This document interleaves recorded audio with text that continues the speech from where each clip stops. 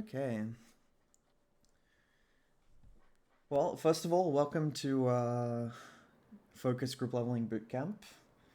Um, Not going to spend too much time on an introduction or anything, but hopefully everyone is able to get a little bit out of this 7 days. It's about 6 days, right?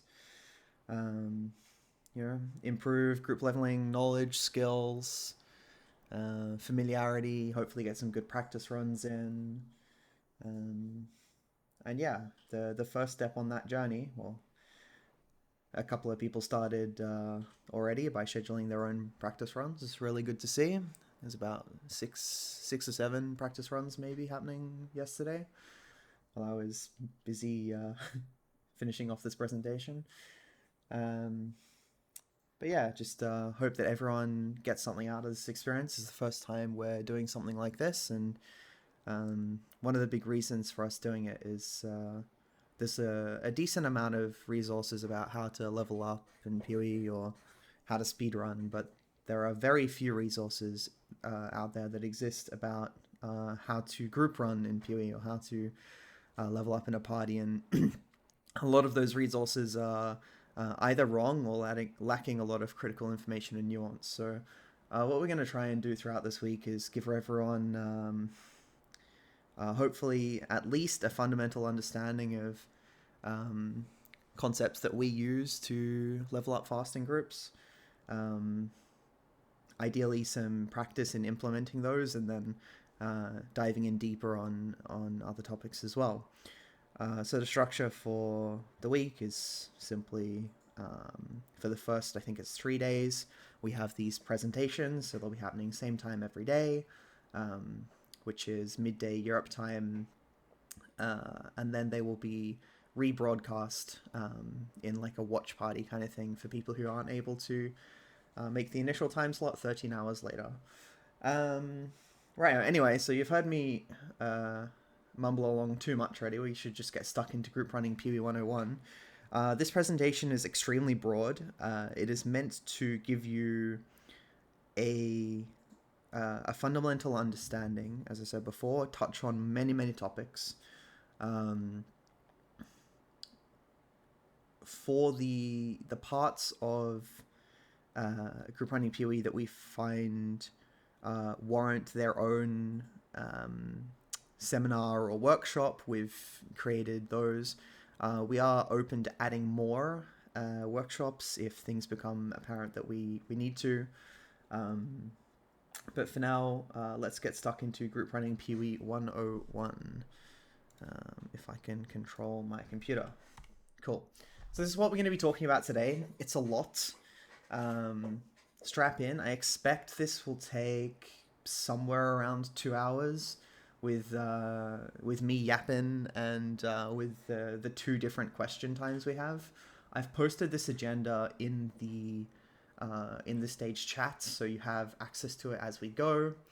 One thing I will say specifically about questions is that there will be 2 times for questions. Reason one is I think we should be taking a downtime, like a little break in between part 1 and part 2, just so you all don't get too bored of hearing me blabber on, and also so we can just get a bit of a mental break, stand up, stretch legs, etc. So any questions that you have related to anything that I've covered in part 1, that will be question time number 1. Please keep in mind that part 2 is coming and you have the agenda for part 2, so try to not ask any questions that will be covered in part 2 during question time number 1. And then, of course, we'll have questions number 2 at the end. So there's a lot here. I've tried to split it into 2 sections. The first is more about the practical realities of playing with other people rather than solo play. PoE is very often played as a solo game, and I suspect everyone watching this video or attending this seminar, lecture, whatever you want to call it, has had experience solo leveling. Playing with a group is a very different beast, and part 1 aims to demystify that a little bit and give a lot of context. And then part two is a lot about communication. Um, Communication and gear are sort of like the two main focuses for part two. Anyway, so let's get stuck in. What is it like playing with a group or team? Well, let's say it can be very rewarding, uh, but it's only rewarding if you have good communication, good coordination, if you're on the same page about goals, and if you trust in each other. What's really important, and I used to be an SSF Andy a couple of years ago, and then was approached by the team to join, um, is that you get on the same page about what you're trying to achieve. And if that's let's say an Act 10 group run, is it Act 10 100%? Are we aiming to be map ready by the end of the run? Are we trying to just go as fast as possible, sacrificing experience, other objectives, things like that? If we're playing in a group beyond acts, and I'll just speak to this briefly, is, this whole week's about leveling and acts play, but then is it things like, are we trying to make money? Are we trying to get level 100? Are we trying to just achieve something cool? Are we trying to have a good time? Just getting on the same page about those goals and expectations is really important. So generally what we're going to try and hope everyone focuses on for this bootcamp is Act 10 100%.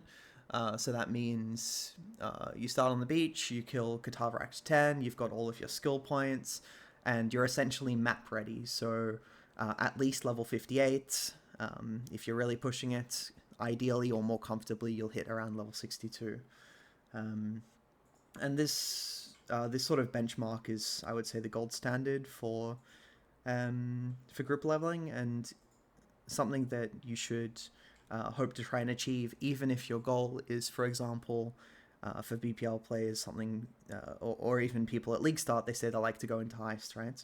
And I would say it is still optimal, if you have a group and if you're good at group leveling, to get all the way until Katava, do all 3 labs, maybe even kill Katava depending on your gear quality. So I would say it's critical to focus on the 100% run, not the splitting off and doing your own thing kind of thing. Second of all, leaning on others for help. Yeah, so we're going into this as a group and as a team, and this sort of weaves into this concept of trusting in your team as well. It's that you should be expecting the other people that you're playing with to provide value to your experience, right? So whether that's like, hey, I don't have a 3 link yet, send help, or expecting people to do their jobs quickly and efficiently. I would say it's critical to getting a positive experience out of group play, but also in terms of your own enjoyment, that you really put faith in your teammates. Communication and coordination sort of go together as a concept as well, where people aren't mind readers, and especially in an Act 10 run, there is a lot going on. I'll get into this in the next slide, but basically there's almost so much going on that it gets to a point where it's impossible for a single person to track all of the things that they need to track. So you're 6 people, you should all be, I'll say at least 4 people, up to 6 people. You should all have the ability to communicate and coordinate well together, and those 2 pieces are often where group runs can fall apart or they can succeed. So what we're going to hope to do throughout this bootcamp is that a focus member or trial member will be available to participate in most of, if not all of, the practice runs. And what that will do is that will help a lot with the coordination piece, and give you a better feeling for how the group run should sort of all fit together. finally, and on a more practical note, please control-click your zones and make new. There is pretty much only 2 times during the campaign where it is actively good to go into someone else's zone. That is to run mudflats altogether, and then in Act 10 on the rooftop, where you all go into the same instance from town. Or you swirl to that rooftop instance from Act 9 town after you kill the boss. Please control-click zones. It's a pain in the ass if you don't. You will make the zone harder for the person that's in it. It's especially bad if you go into the main runner's zone, the person who's getting the group forward progression, because it makes their zone harder, makes it less consistent. They're like possible to die. They won't kill stuff they think they might. And then it's also just bad for you, because if you go into someone else's zone, then you may have to make another zone and then another zone after that. And that's adding load screens for you, which means you're losing experience, you're losing time. So as a matter of habit, please just control click every zone that you enter, except those 2 that I mentioned before, and make a new instance for yourself. It will really save you a lot of headache and heartache further down the line. Now, I was just talking about communication and coordination, and this leads into this concept which we talk about, which is called flow of the run. And flow of the run, distilled into one word, I would say, is awareness. But it's really awareness of everything that is happening in the run, everything that has happened in the run, everything that could possibly happen, and everything that needs to happen for the group to succeed. So that might sound like a whole lot, and it is. And that's why I'll be presenting another one of these lectures specifically on the topic of flow of the run in 2 days. So I suggest you check that out. But just to go into this awareness piece, it's how you can make decisions that actually make sense. For example, let's say we're in Act 2, and you have 6 players, and we're at the start of Act 2 and the 6 objectives which are possible to go and do. Which players do you send where based on what their builds are? What are their builds? Current strengths, weaknesses, power spikes, power troughs. What objectives need to be completed? What are the swirl chains or portal chains that are required to have the run be successful at this point? What are players' experience points right now? Does anyone have any quest states that they need to go back and fix? Things like this. As I said, it's a whole lot. Just going to touch on it briefly now, and to send you over to check out that other lecture. But for the time being, a big part of flow to run is portaling and swirling. And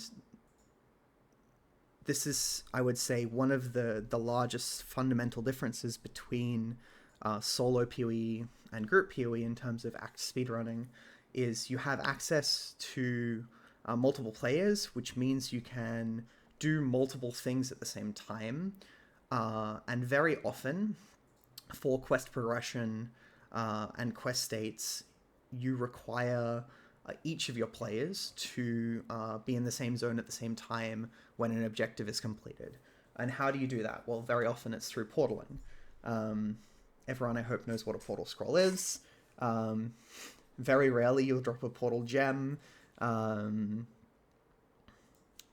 Sorry, it just reminds me of a time in a run where someone was complaining about not having portal scrolls, and then they just dropped a portal gem and they were fine. Anyway, do you have portals? So this is the, I guess the quintessential thing about how you can make this functionality work in group runs is by always having at least one portal scroll. Very often you'll need 2 or 3. Sometimes you'll need up to 4. But just making sure you have enough portal scrolls where if you're asked to run to an objective or to set up a quest state, that you're able to do that. There are also situations where portals may need to be replaced. For example, if I have a portal down at one location, but for the for the success of the run, I need to now put my portal in another location, but one player has yet to take my initial portal. An example of this is in Act 4. If I am the main progression runner for the second half of Act 4, so once I enter Belly of the Beast, level 1, I'll traverse through Belly 1, I'll get to Belly 2, I'll get to the end of Belly 2, and fight Piety. At this Piety fight, I need to drop a portal, because there is a quest state blocker that requires the party to talk to Piety. Pop quiz, there's also a bench crafting recipe there, which is the alchemy all res, which is really important. So what I'll do is I'll drop a portal after I've killed Piety. Now I'll continue on to I forgot the name of the zone, but to fight Malachi, right? And I'll kill the first two mini bosses on the left, then I'll go kill the mini boss on the right. And from an efficiency perspective, I should portal out and take the waypoint back to the zone to fight Malachi. I can't do this if I still have a portal on Belly to Piety, and if someone isn't out of lab, or if they haven't yet taken that portal. So what I'll do is I'll organize to have someone in my party replace my portal, so that I have the ability to reportal for Malachi. And then the same thing is, then I will need to portal additionally inside the Malachi fight. Otherwise, people will get to the wrong place. So portals, really important. Really important you have awareness of your portal. Important that you have awareness of other people's portals as well. From a practical perspective, portal placement is really important. There are things that we like to refer to as toxic portals, and we call people out on them quite heavily. And if you want to learn a lot more about portals, not a little more, a lot more, we have a workshop called Your Portal, Your Responsibility, which will be hosted by Patches in, I don't know, some number of days. Check out the announcements and the events.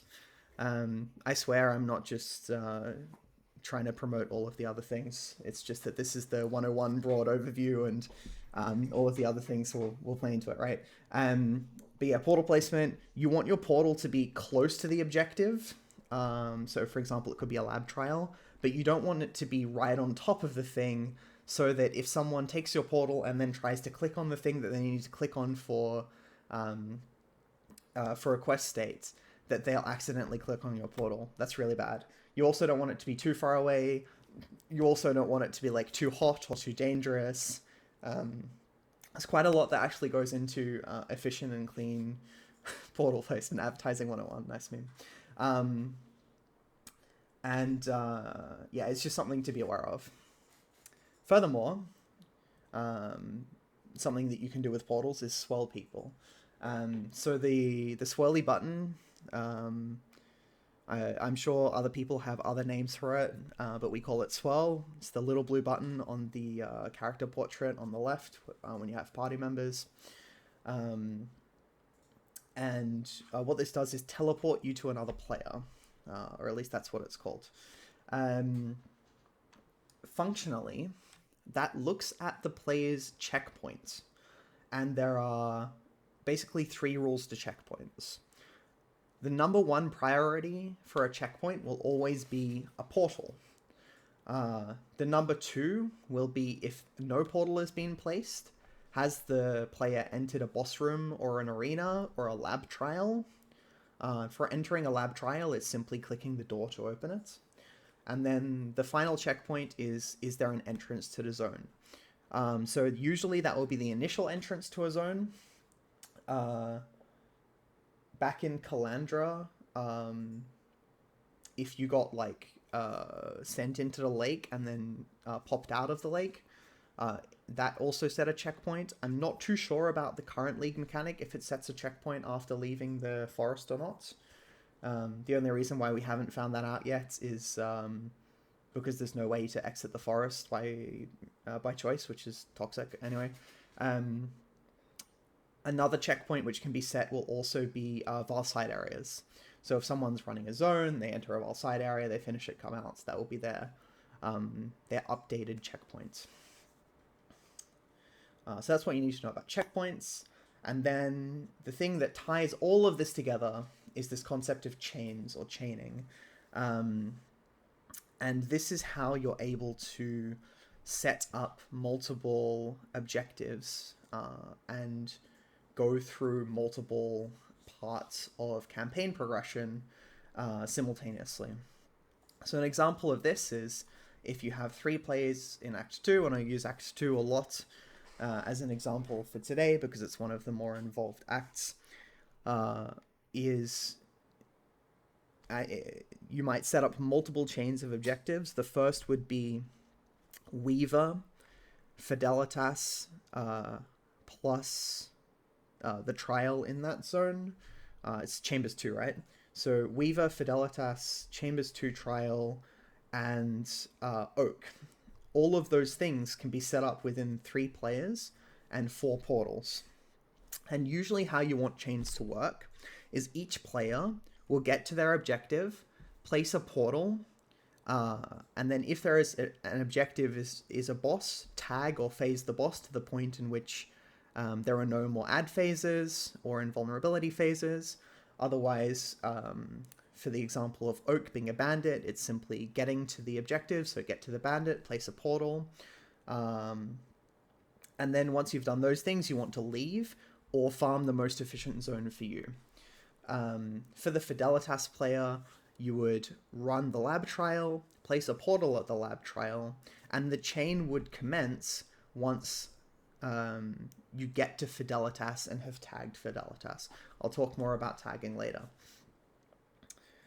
So the chain here is to complete 4 objectives as efficiently as possible. So step 1, swirl to the Fidelitas player. Their initial portal will be on the lab trial. Take the lab trial and leave. Once you've left the lab trial, you will confirm that you have left to inform the Fidelitas player that once all players have left, they are available to put down their portal again at the Fidelitas. Now, they may or may not have killed him. It doesn't matter. You don't actually need to be inside Fidelitas zone to receive the quest item. I'll just mention at this point in time that this is sometimes the case, but not always the case. So there's some nuance about which bosses you can kill or which bosses you can't for needing to be in the zone to pick up their item. Anyway, I'll move on. So you then take the Fidelitas swirl or reportal.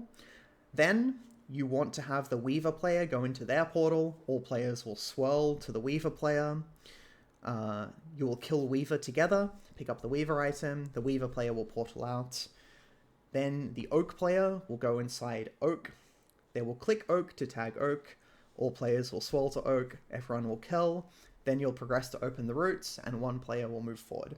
So this is an example of a 4 portal chain completed by 3 players in Act 2. And that's fundamentally how we're able to speed up progression. What do we care about progression? There's about, I don't know how many quests. There's a lot of quests in PoE. And what's critical that you consider or just have on top of your mind is what are the current quests that I need to complete to progress my story forward? What are the side quests that I need to complete to gain character power? Who has the right build and the things to do those things right now? It's a bit about this float around conversation that we were talking about earlier, yeah? But quest state tracking is just so critical because you never want to not have the ability to move forward in the campaign. And the way that you sort of never brick yourself is by being conscious of your current quest state and the quest state of the furthest ahead player within your group. And usually that shouldn't be too far separated, but it might be by one quest marker, essentially. So we have this question. or this, I guess it's kind of jargon or keyword that we use, which is ability. And what we use ability to communicate is, do you have the ability to swirl to the runner? An example of this might be in Act 2, there is a player which is running forward just after this example that we described in the Val Ruins to get to the ball. You forgot to open the routes with the 2 items. You just clicked the waypoint and then went to go up go set up another objective. However, when the Val Ruins player gets to the ball, calls ball portal up, you don't have the ability to take the portal, or you don't have the ability to swirl to that player. So that means that you've missed a quest state, and then you need to go and fix that quest state to rejoin the run in terms of ability. And we use this word ability instead of using the phrase, can you swirl? Because swirl is kind of like a trigger word, and we just want to be really careful about communication and clear about what that means. Speaking of communication, it's really critical to communicate if you do not have ability or if you're missing something. And I'll talk about that later in the presentation, probably in around part 2, when we talk about common problems and how to fix them. But yeah, like if you can just communicate at all phases your needs, and the most critical of those needs is if you don't have ability, if you don't have the quest state, if you are missing a quest item, if you crash, things like this. And this is just something to keep in mind throughout the whole run. Finally, we have a little maneuver, which we don't really have a name for, but it's kind of like a portal replacement trick, where, let's say the runner is ready to kill an objective, but for some reason you don't have ability. The runner's not going to spend 30 seconds running circles around a boss in an ideal world for you to get ability. They might want to portal out, do a vendor. They might want to go into a farming zone to get more XP to continue propelling the run forward. In this case, what you can do is you can use your portal to call in the party to that objective. I'll come back to this example of Act 4 Piety. Usually, during the second half of Act 4, this is a lab opportunity. So let's say I'm in lab. Let's say I'm slow in lab. So I'm fighting Azaro, he's dying, or maybe I'm not even quite at Azaro, and the main progression runner says, everyone ability SPL. And then you say, no, I'm still in lab, because you haven't had the opportunity to go and click Piety yet, right? Which is the quest blocker there. And then the runner goes, okay, well, I'm just going to portal out and go farm, because if they kill Malachi, the whole party will get progression except you, and then you have to go and run Malachi, which takes you another 5 minutes, and it puts you even further behind. And it's potentially run killing, right? Not just for you, but potentially for the whole run. So what do we do in this case? So the main runner is portaled out from Malachi. I'm still in lab. I kill Azaro. I go into Act 4 town. The way for me to get ability to go into Malachi is by talking to Piety. So I'll take the replaced portal at Piety, talk to Piety, ensure that I pick up my res craft. Then I'll go out of the Piety portal. I'll go into the Malachi portal. I'll put down my own portal. And if you'll remember, that will set the, what was the word I used before? Checkpoint. That will set your checkpoints so that when everyone swirls to you, they'll be in the Malachi arena. So it's just a kind of a fancy way of leapfrogging people, where if you have no way to fix ability immediately, it doesn't lock in doesn't lock someone into a position where they just have to run circles around an objective waiting for you to fix yourself. Okay, slight change of tack here to talk about experience. And fundamentally, experience in PoE is kill mobs fast. Kill mobs fast is usually in campaign blue packs is where you're getting your most value. And mobility, so how fast you can get between packs. A really good example of this is docks. But there are other farming zones as well where you have guaranteed blue packs in various areas based on layouts. And we have a presentation coming up later today in a couple of hours, which somehow I forgot to call out on this document.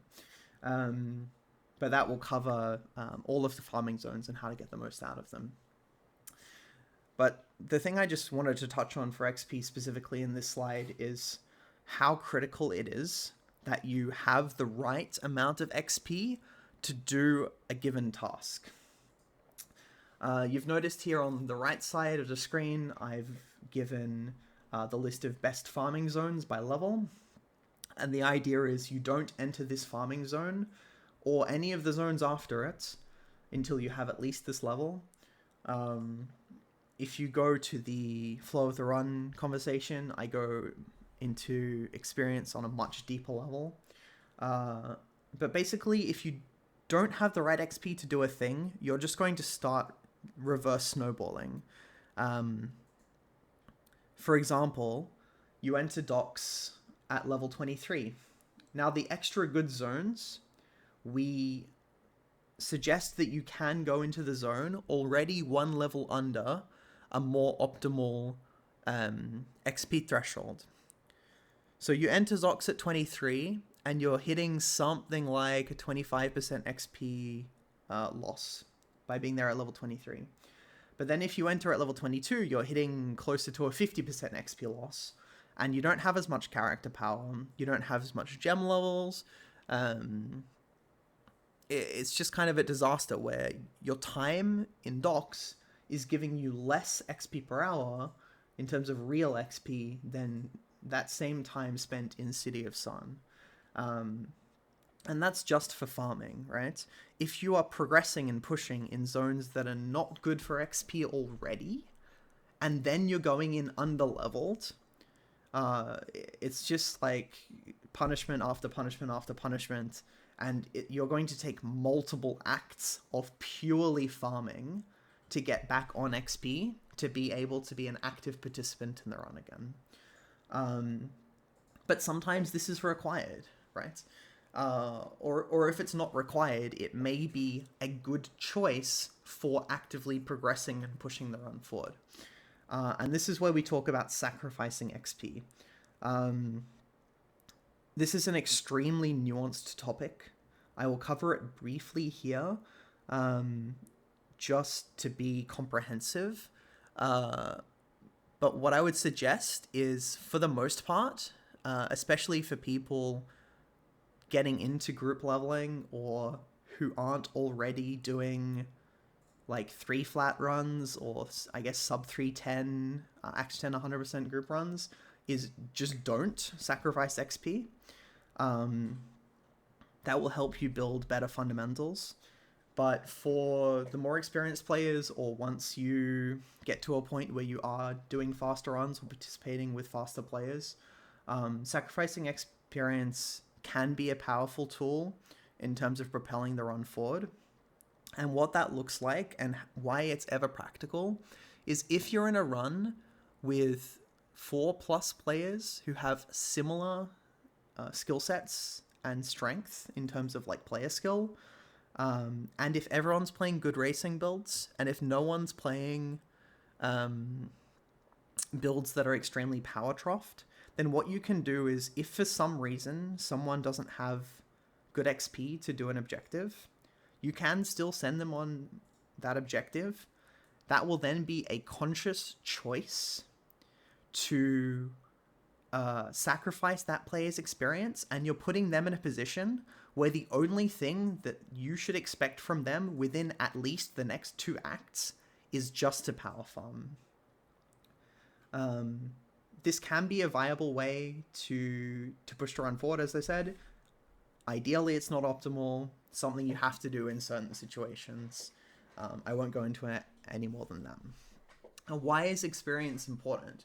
Well, it gives character power, but it also is about understanding who should be doing what at which points. And how we run in PoE is, or how we run in groups in PoE is through large rotations.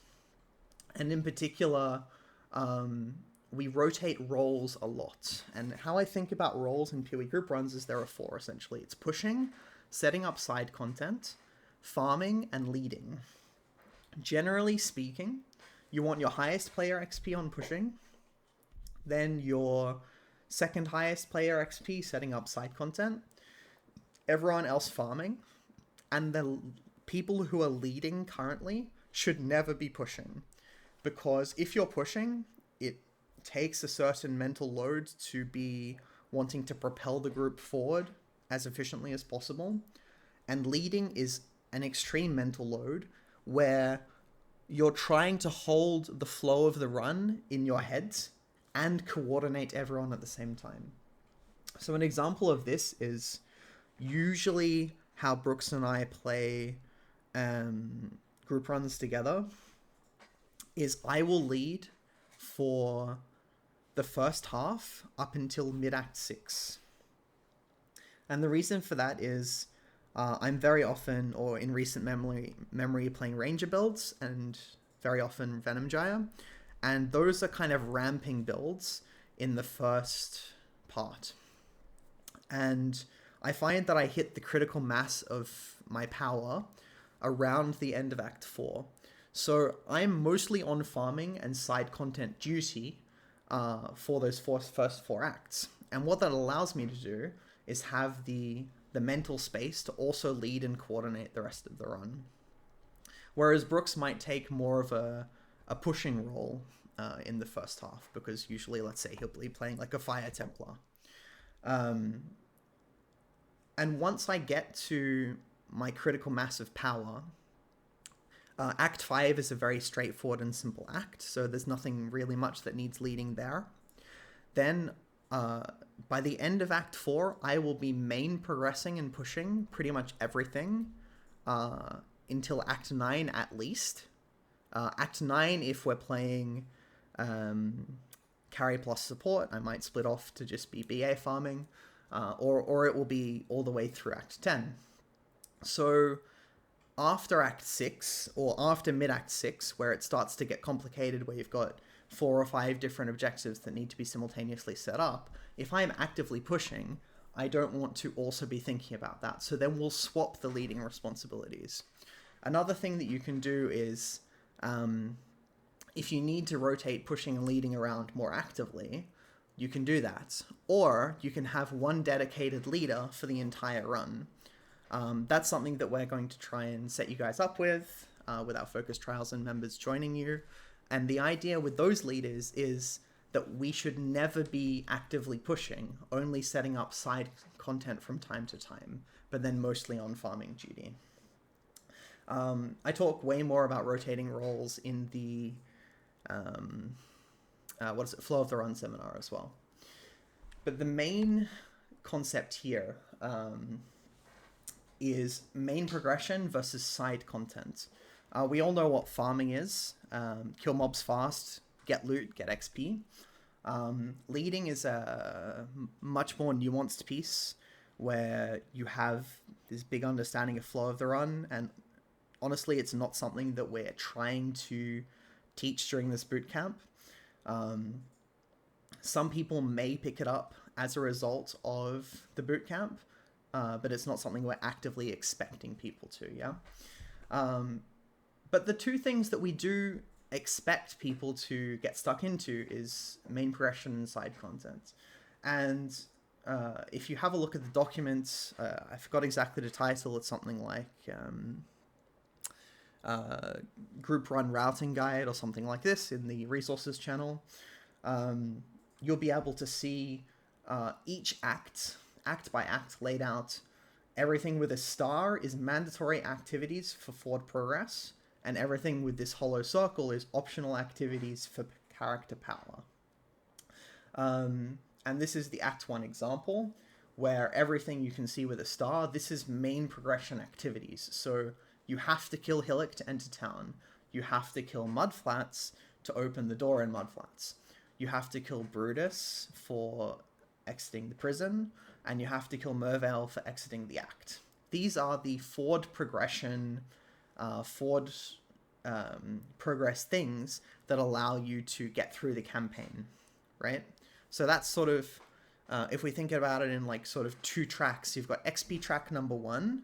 Well, I guess there's 3 tracks. XP track is XP, and then XP track number 2 is main quest progression.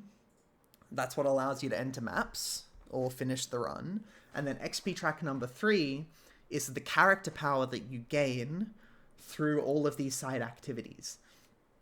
Things like lab trials for running lab, things like skill point quests. Those are pretty much the only things that you do that are not main running, yeah? So you have to hold in your head all of these things, but when it comes down to how we prioritize taking actions or setting up objectives, it is always, always, always main progression first. Why is that? 2 reasons. One, it's the objective of the run is to get to the end of Act 10 as fast as possible. 2, you want to be able to reach the next areas, because as you increase XP in terms of character experience, you want to be in the next best available farming zones so you can snowball your experience, right? So I'll give this example again in Act 2 of, you know how I previously described, let's go first to Weaver plus Fidelitas and Oak, yeah? So there I've selected 2 quests, which drop you quest items, and Oak, which is not a main progression quest by itself, but it leads you to Val Ruins. So these 3 points are the first major quest progression blockers within Act 2. So if you have only 3 players, then these are the 3 things you should focus on. If you have 6 players, these are also the 3 things you should focus on, right? If you have 4 or more players, that's not necessarily the order in which you complete them, but by the end of the first chain, or even by the middle of the first chain, if you're including a Lyra in your first chain, you must have at least 1 player forward progressing through Val Ruins. So the example of this, yeah, is let's say we're 5 people. That's enough portals to do 3 bandits plus Weaver plus Fidelitas, including the trial in the zone. So first we'll start off by Fidelitas with the double portal. Then we'll go to Weaver. Then we'll go to Creighton. And why Creighton? Because everyone will always kill Creighton. And it just makes sense to do that before Oak. Because what you want is you want a player to go through Oak, to kill, and then go into Val Ruins and run to the ball. The final thing that is being set up in this quest chain is a Lyra. So you send everyone else to a Lyra, kill a Lyra, do way forward, go to Act 1, pick up Apex, and by the time the runner's at the ball, or early in Northern Forest, you have someone else who has good experience, who has all of the quest chains, who's able to swap with them and continue main running. Well, then that player goes back to do their Alira and do their way forward. And what we've created here is a situation where we've progressed the main story because you only need to have Apex by the time you're at Cavern's Waypoint. And what you can even do, by the way, is the main runner who's in Val Ruins can even progress until Cavern's Waypoint, and then swap with someone at that point, yeah? Because they only need to complete their Alira plus Way Forward by the time Val Oversoul is spawned. And that's just going to speed up the run overall. So basically, main progression is king, side stuff is good, important to have done, but if you have a choice of what to send people to, it should always be main progression. It's just a pet peeve of mine. I've seen people do group leveling, some other groups who have ways of doing things, and there's just no conscious thought put into the order in which objectives are being completed. And what I'll see people do is like put a portal at Way Forward, put a portal at Crypt Trial, and put a portal at Creighton. Okay, guys, let's do these 3 things now. And then they go off and do Oak and Weaver and Fidelitas Trial. And then, okay, let's do those 3 things. And then, oh, what's next? Oh, we need to do Fidelitas now. It's just, you need to keep in mind what is actually propelling the run forward. And this brings me on to the concept of urgency and purpose. And this is a massive pet peeve of mine, which, quite frankly, we watch some of the VODs of trial members and people that we've recently invited to the team, and we go like, what are you doing? And everyone does this from time to time, but basically, like, if you're in the run, you have a duty to basically just go, right? You want to approach everything that you do with a sense of urgency. You want to do everything with purpose. You want to set up yourself in such a position where you can actively push forward and propel the run forward. And I would recommend doing this in some cases where you sacrifice character power. I'll give an example in Act 6. If you're the main runner in Act 6, basically you run from the start of Act 6 all the way until the beacon, lighting the beacon. Not at once, you have multiple quest chains. But if I'm in that position, I never pick my skill points. What I'll do, I'll take the lab trial because that portal needs to be gone. And obviously I'll participate in the other quest point swirls and lily swirl and things like that as part of the portal chains. But I'm not going to spend time in town fucking around, picking up skill points, IDing items, vendoring. No, like, I'm just gone. That's me showing a sense of urgency and propelling the run forward. Then when I get to Beacon, someone else takes over, runs Brine King, and now I have the time to pick up my skill points, go pick up a belt quest item from Tidal Island, fix my res if I have a couple of tweaks to do. Usually I have my res fixed before Act 10 Kitava, but, a couple of tweaks. And there's this type of activity that we expect from everyone in runs. Another example is in Act 9. If you're the main runner in Act 9, you go. You don't take the time to go and pick up your quest rewards. Because, and as I said before, you obviously participate in portal chains and make sure you've got the lab trial and you have the quest states completed. But you want to kill the act boss. That's your main objective. You actively push for that, yeah? And then after the act boss, you can pick up your quest rewards. Someone else will progress forward to the rooftop, and you can then swirl on the rooftop. There's just small things like this where you're not messing around, especially if you've been tasked with main running a section. The onus is on you to be really persistent of that task, yeah? Alright, cool. Wait, where's my tagging slide?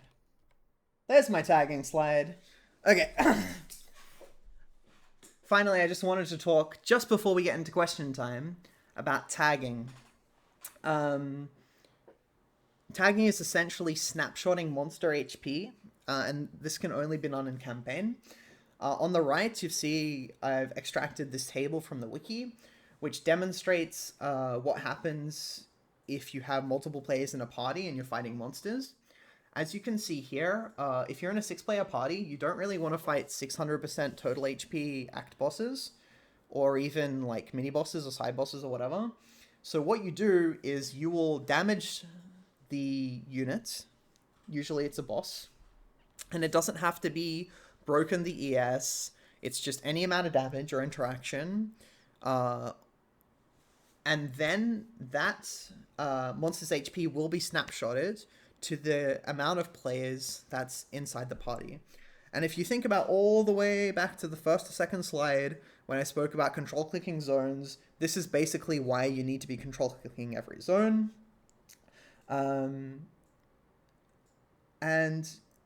we use tagging in smart ways throughout the campaign to make sure that we're getting the most efficient damage opportunities on certain situations. So usually monsters are tagged when they've taken damage. Sometimes tagging resets in phased fights. So I would say just assume that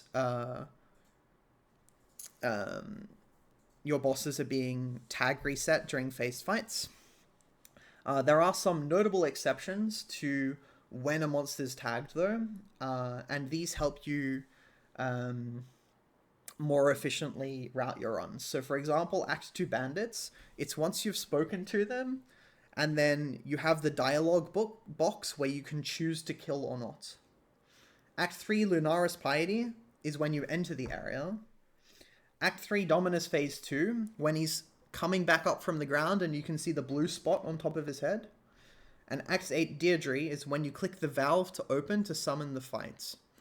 These were the notable exceptions I could think of at the time of writing this presentation. Maybe some people will send me some other ones.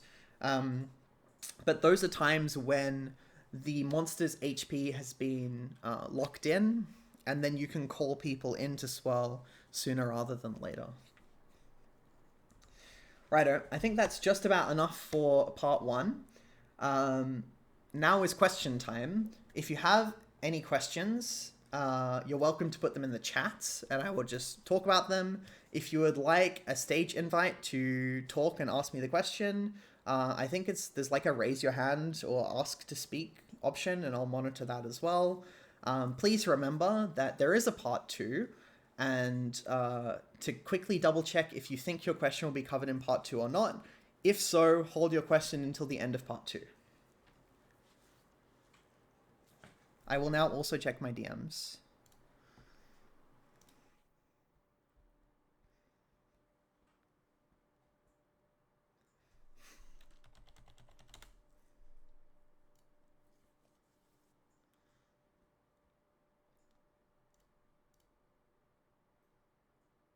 I have invited someone to speak. I think you need to accept the invite as well, by the way. Yeah, LabChimp.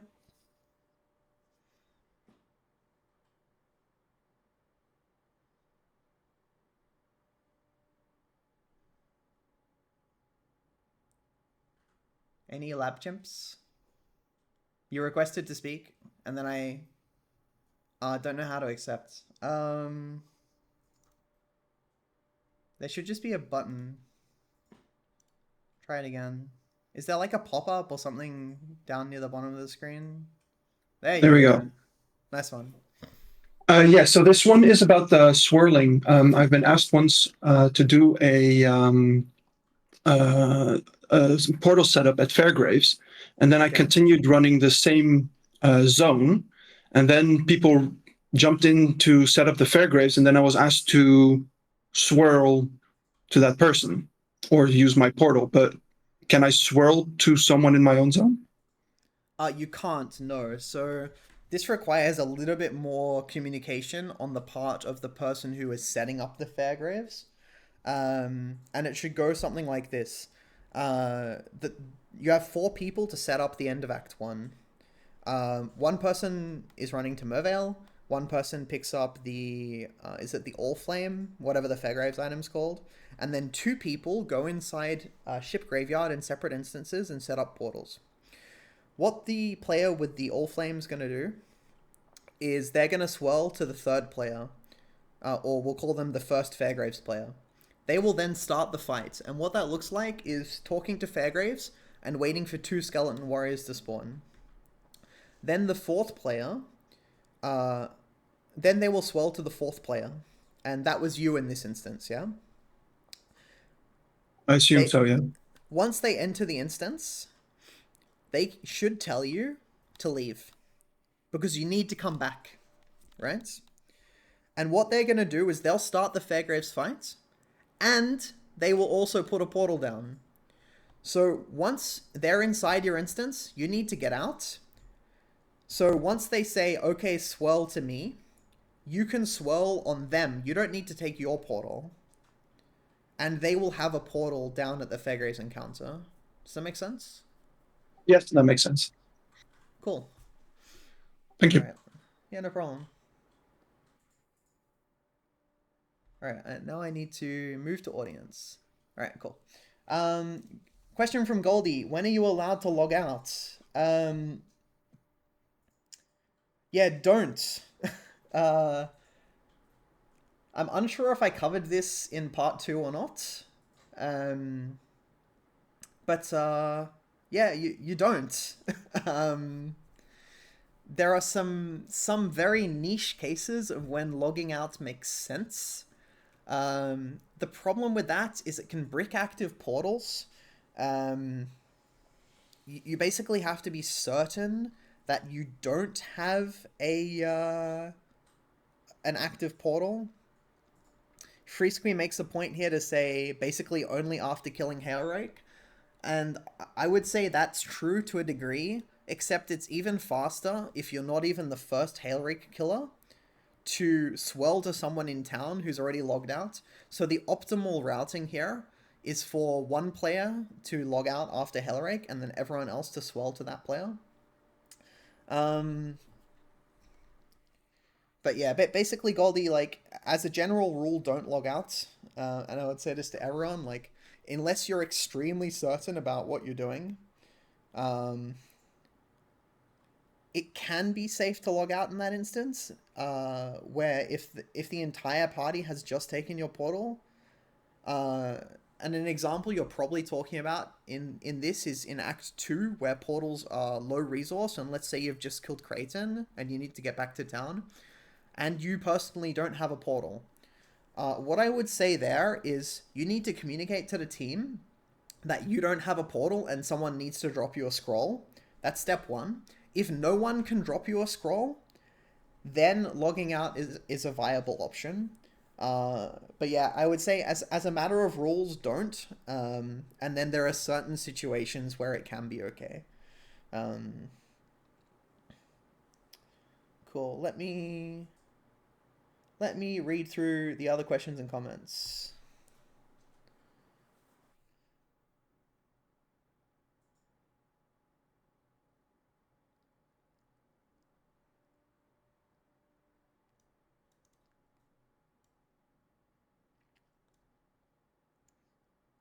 All right, next question. What are the pros and cons of running mudflats together? You've seen both. Yeah, so we tested both. Um, it came down to running group mudflats when coordinated.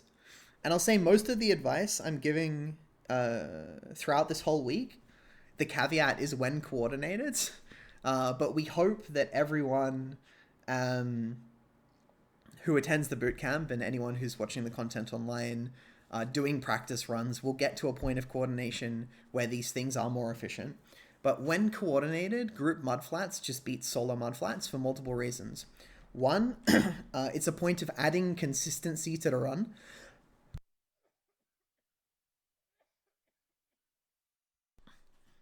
Sorry, don't mind me. It's a point of adding consistency to the run where we expect everyone to know mudflats layouts, but sometimes people get tricked and and you can um, have someone else in the party call you out on the best layout read. Thing two is some builds are better at mudflats than others. And uh, to give an example, let's say like Shadow Explosive Trap is going to underperform in mudflats versus Templar Rolling Magma with Ellie Prolif. It can be safer, as you've asked as well. Um, Again, part of the reason why it feels safer is that you've got other people killing stuff. It can be more dangerous if rowers target someone else and then you like walk where that person was and you get like a max range shield charge. Um, but yeah, the main thing is inconsistency, I would say.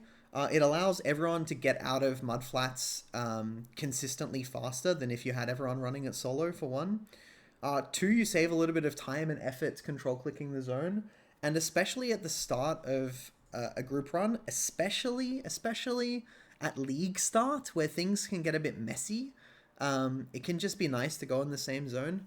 And then the other thing there is it's a good place to drop items. And something that I'll cover in the second part of this presentation is how to coordinate giving items to other people and sharing loot around and currency and things like this. And the best way is if you're in a zone together, dropping it on the floor so the other person can pick it up. So let's say I'm playing Venom Jaya and my level 1 to 4 or 1 to 3 is playing bows, and my level 4 to 19 is playing Frost Blades, and then I want to swap to Venom Jaya. I currently don't have, at level 2, I don't have swords, daggers, or claws to equip my Frost Blades. I don't have 2 iron rings, and I don't have a green, green, red, or a green, green, green. Let's say my friend who's playing Rolling Magma finds a sword, an iron ring, and a green, green, red gloves. So by doing group mudflats, they're able to transfer me these items in an efficient way, and usually we do that by dropping items on the nests. And as a general statement about group mudflats, you want to be killing on top of the nests so you can be coordinated about how you kill monsters.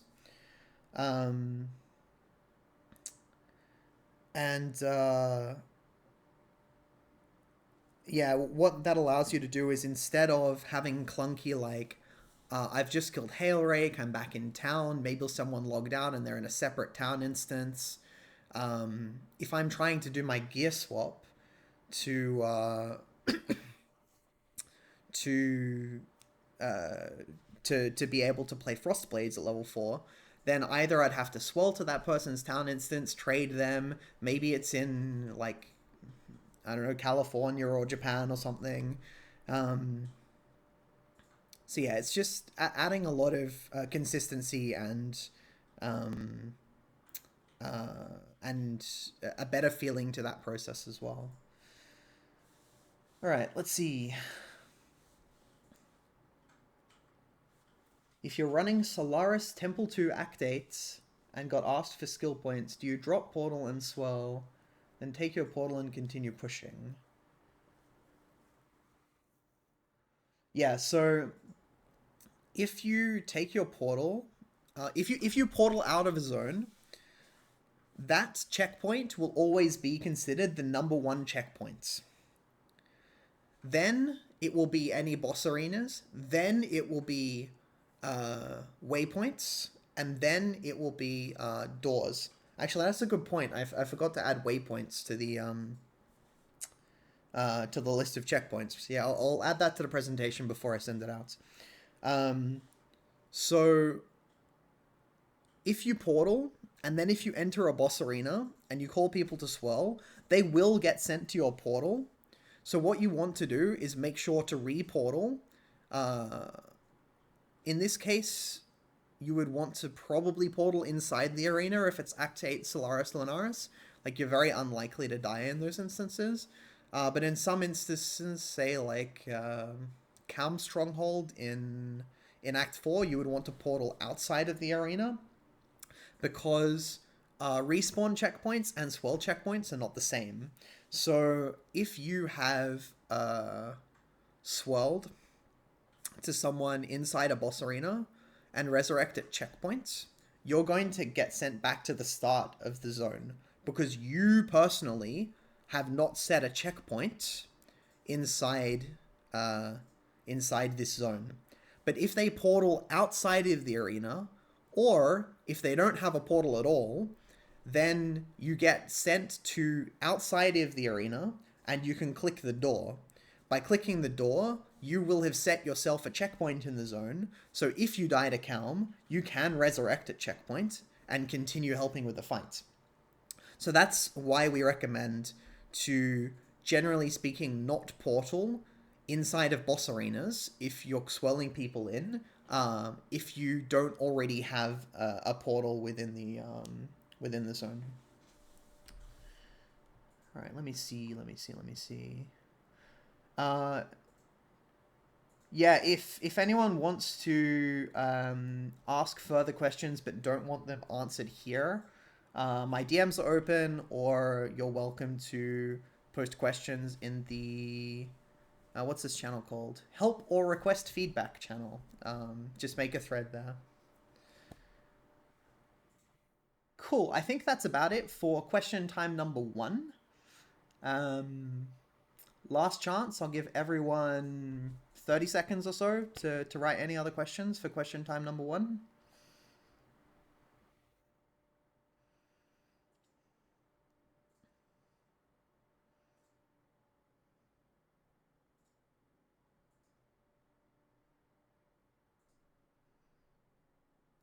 You want me to go back one slide? Sure. Do you expect people who push to spec Dark Arts Spiritual Command? I would expect everyone who wants efficient movement and good mobility to spec Dark Arts and Spiritual Command. Those are just crazy nerds.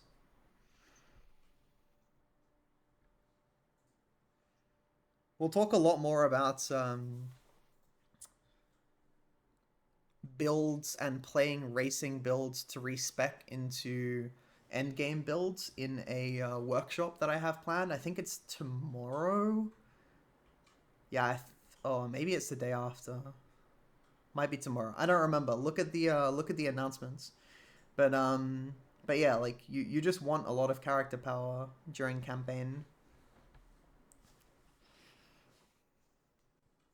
When does it make sense to run League content? Great question. Never at League starts until it's figured out what the League mechanic does and if it's worth running or not. Sometimes we'll have like a quick look, or we'll have hideout players testing it for us. So hideout players being people who are mostly going to be doing like Quicksilver runs and then early currency. The Regret Workshop, yeah, that's tomorrow. Then they'll be doing like early currency runs, and during those runs they can test our League mechanic to see if it's worth running or not. In terms of this current League mechanic, if I'm honest, right now, I would suggest everyone to consider that the League mechanic doesn't exist in terms of building group run fundamentals. I think for the duration of the bootcamp, we should consider League mechanic banned. It will just make people into better players. The real practical answer, though, now that we have information about it, is it is likely optimal for 1 or 2 players who are farming Northern Forest to try looking for the yellow chick. Yeah, Magi. Yeah. And once they have found it, they can put a portal there, and everyone needs to stop what they're doing and swell to that player, and then you get access to the move speed or res or whatever. I'll note that it adds a lot of socket pressure and a lot of gear juggling that if you're not very good at gearing your character and inventory management, it may just not be worth your time doing that. Um, but yeah, real answer. Some people should run for Magi in Northern Forest. Once the team has that, I would say hard skip League mechanic until until way later, like even maps maybe. Um, or if you're personally playing like all damage can poison and you need a tincture or something, maybe you can reset um, when you're running BAs, or even after campaign, just going back to BAs or desecrated chambers is what I recommend.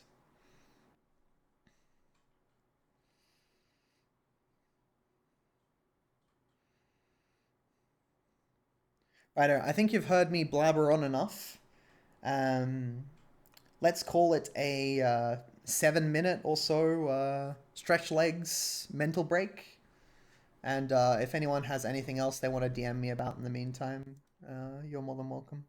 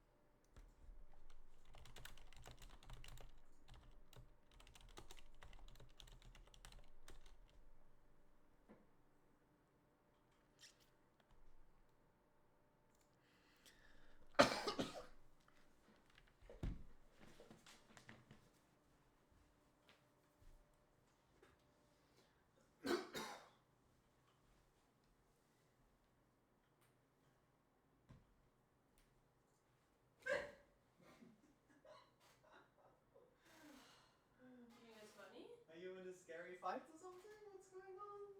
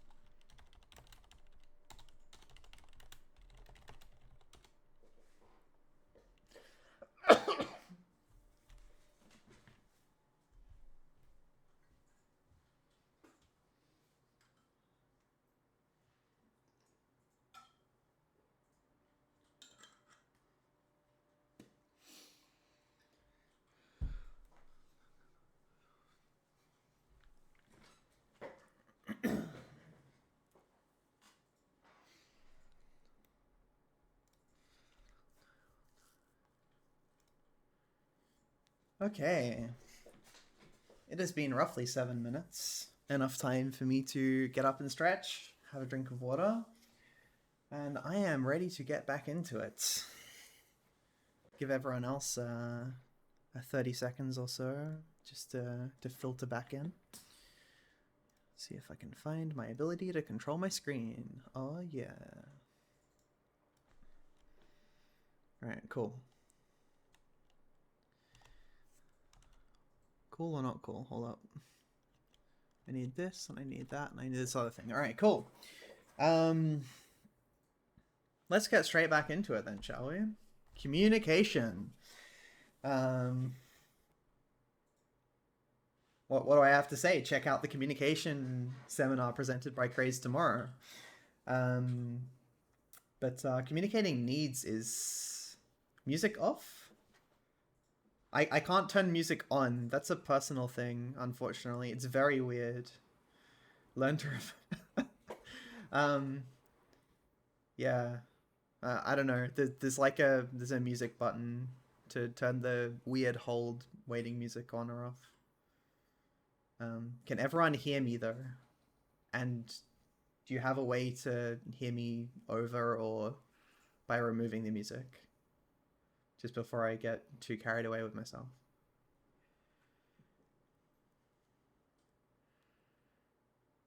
All right, I saw one yes. That's good enough for everyone. All right, cool. Communicating needs. It's really important. There's a much wider seminar about communication overall going to be presented tomorrow. But if I could put it in one word, it is simply just communicates. Very frequently in runs, things go wrong, or your build's feeling weak, or you missed a lab trial, or something bad happens, and especially for newer players, they just won't say anything, and they'll try and fix it themselves when often there's a better fix available, or if you're already behind on XP, we can send someone who has better XP to fix it for you, so you can focus more on farming. But yeah, number one thing is you need to communicate. And good communication is generally just clear, concise, direct, to the point, yeah? Unlike most of this presentation where you hear me rambling on. But yeah, TLDR, just communicate what's going on. You're 6 people, 6 brains are better than 1, assuming everyone's switched on. And you will ideally have 1 or multiple players within the run who have been rotating run leader responsibilities. They have a good vision of what's going on in the run, a good sense of the flow of the run, and they'll be able to help you sort out your problems. Speaking of problems, Here are some common problems and how to fix them. Problem 1, my build sucks. Play Armor Brand. The real answer here, obviously, is, you know, your gear quality is bad, you're in a power trough, you need like a weapon upgrade, you're missing currency for weapon crafts if you're playing caster, and you just need to understand the context of where you are in the run and where you sit within the run, and think about what you can and can't do based on your current power level. So for example, worst case scenario, I hit 24 and I have 0 transmutes.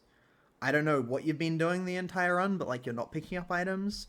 But yeah, like you have 0 transmutes at level 24 and you're playing Firecaster. Well, you probably shouldn't be pushing to Piety or fighting Dominus if you have no Firecrafts, right? So you need to communicate this concept or this information to the rest of your team, like, hey, my build sucks, like something's wrong, and then the team can help you fix it. And they can make sure that you're put in a position where you don't have to do experience sacrificing activities or experience like less optimal experience activities during that time where you're in that power trough. I'm missing links. The team could check vendors, prioritize giving you gear if there's any binding orbs available. This is especially relevant in Acts 1 and 3 to 4, where honestly, it's the responsibility of each individual player to just like be really annoyingly persistent about missing 3 links. For example, it is Ledge, and we're coming up to Brutuswell, and you don't have a 3 link. I'm still missing my 3 link. I need 3 green. Or I'm still missing 3 green. And then it's after Brutus. Everyone should be checking Brutus vendor now for your 3 green, because you don't have it and you need it for your build to function. And no one finds it. Okay. Then we're like in the middle of setting up Fairgraves. I'm still missing 3 green. Okay, by the end of Fairgraves, by the end of Merville, you still don't have 3 green. Right, we're setting up the Act 2 quest chain. I'm still missing 3 green. Like, this is a build critical item which you're missing, and it is actively good to be like annoyingly persistent or verging on annoyingly persistent about communicating that fact, yeah? Because it helps give the leaders context about your build's current power level, but it also helps the team know to help fix it for you. Because by mid-act 2, there's just sort of this expectation that everyone has at least their main 3 link, right? So people start to sort of like mentally filter out 3 links, like even if they might be showing on the filter, right? But if you keep saying like, I still need my 3 green, then for sure that person will be picking it up. The same thing about 4 links, yeah? So you're in Act 3. Like, it feels like a few people are getting 4 links. Like, hey, still missing my 4 green. Act 4, I'm still missing my 4 green. Start of Act 5, I'm still missing my 4 green. Eventually, you'll get fixed. It's just so important to prioritize communicating it. And at some point during the run, there will be a conversation where someone calls out, hey, I found a Creamer Colors helmet, and then no one will say anything. And then either that player will assume that everyone has their 4 link, or there will be an explicit conversation, which is what I recommend, to say, hey, does everyone have their 4 links sorted? And then at that point, you know, okay, I don't have to pick up white 4 links from the ground anymore. Okay. This is a Hail special. It's Act 6, and I'm on an Act 3 bow. Send help. Or maybe it was Act 8, I don't remember. Anyway, I made it Act 6 to be a little bit more pleasant. Act 8, yeah. But, you know, this should be called out by Act 6, yeah? And what the team can do here is, well, everyone should be picking up rare bows and IDing them if you have a bow player on your team anyway, right? But the team can more actively stop for essences. Maybe they just have an appropriate essence in their inventory they can give you. Maybe alchemies is the only solution here. But in all cases, it's important to communicate this information so that you're not sent on like boss killing missions or whatever. I don't have ability. We spoke about this one before, right? So important to communicate having ability or not. And the fix is you need to go and figure out your quest states. And what that can look like is either you have the relevant waypoint to go and fix it, you need to go to town to pick up portals, you might need to go and run something yourself, or someone will be able to help you picking up a quest states. Ability as in ability points for passive tree. No, ability as in do you have the ability to swirl to the player who is currently running. That was covered in the first part of our conversation today. It's like a keyword. Yeah, no problem. Yeah, so we use ability to as a way to say, can you swirl to me, without saying, can you swirl to me, because people might miss the can you and then swirl. Yeah, so it's just a different phrasing to be very clear about what we're communicating. And then I missed a lab trial or a boss kill. This is kind of similar to I don't have ability. So the people who ran the thing can either run it again, or they can give you the things required for you to run it again. Some other examples of this stuff is like, I logged out when I had my portal somewhere important.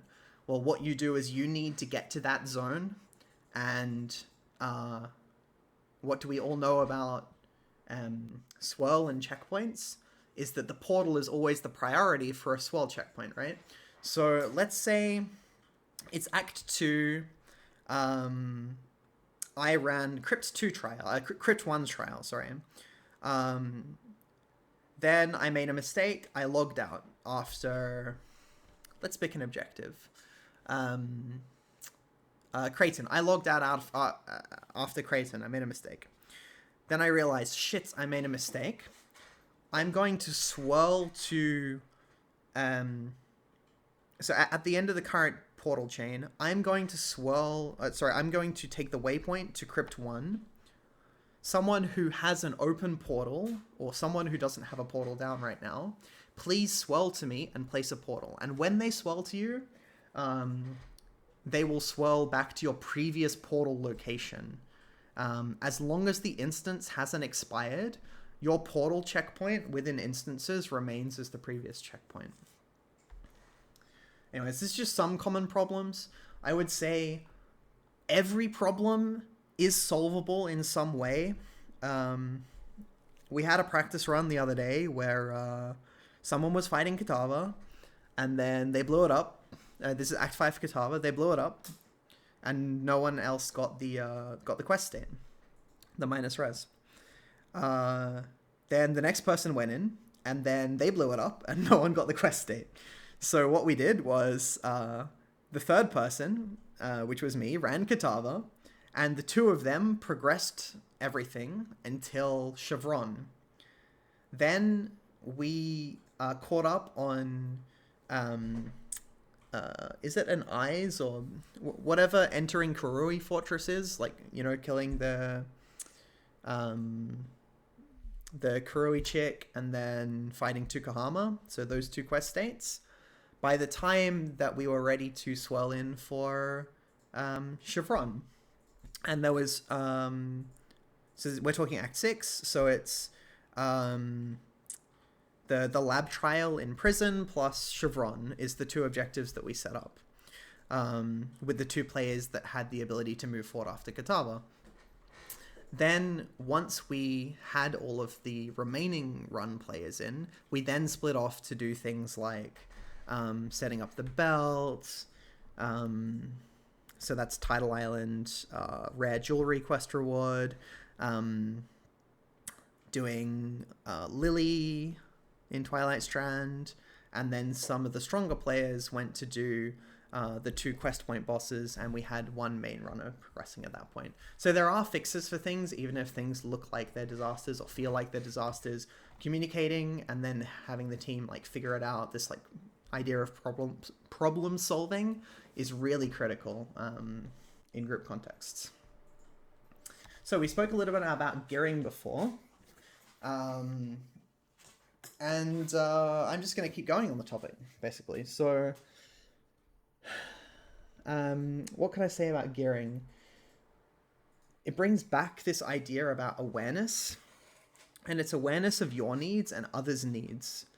And this is critical to get right, and I'm not saying you're going to get perfect at it after 1 or 2 runs or even 10 runs, because there's a lot of layers to this. It's build knowledge, build understanding, currency requirements, various build breakpoints,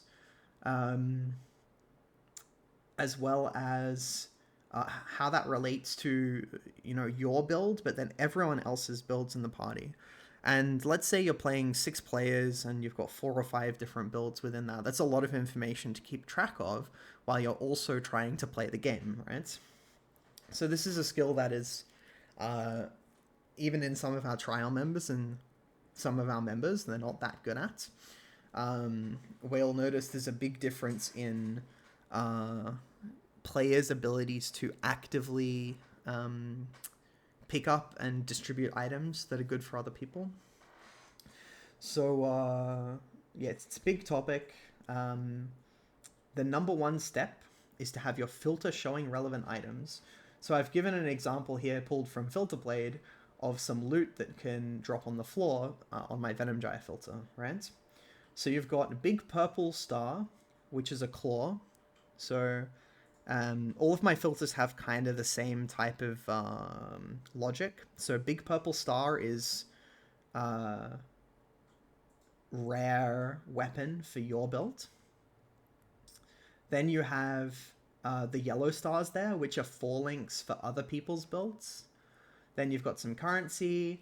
Then you see a quiver, which is highlighted as well. And then a shield, which might be useful for someone. Specifically, those shields are highlighted in such a way because they're the res bases. Someone's just made a quick comment in chat to say, I see no axes. And I'll just reply to say, there are definitely axes on the filter, but, you know, filter blade random item generation is what it is. So that's the screenshot you got. So step 1, filter to show relevant items. Step 2, understanding which of these items are important for which player. And then you need to know when to loot and when to ID.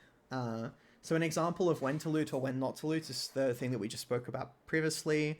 This concept of like, does everyone have their 4 links? If everyone has their 4 links, then you need to stop picking up white 4 links. It's generally optimal to pick up most rare weapons for other people's builds. But if someone already has like a crazy weapon that's very hard to beat, like let's say someone picks up a god bow and they either link it in chat or describe it to you, and then you think, damn, like there's no way I could possibly beat that bow.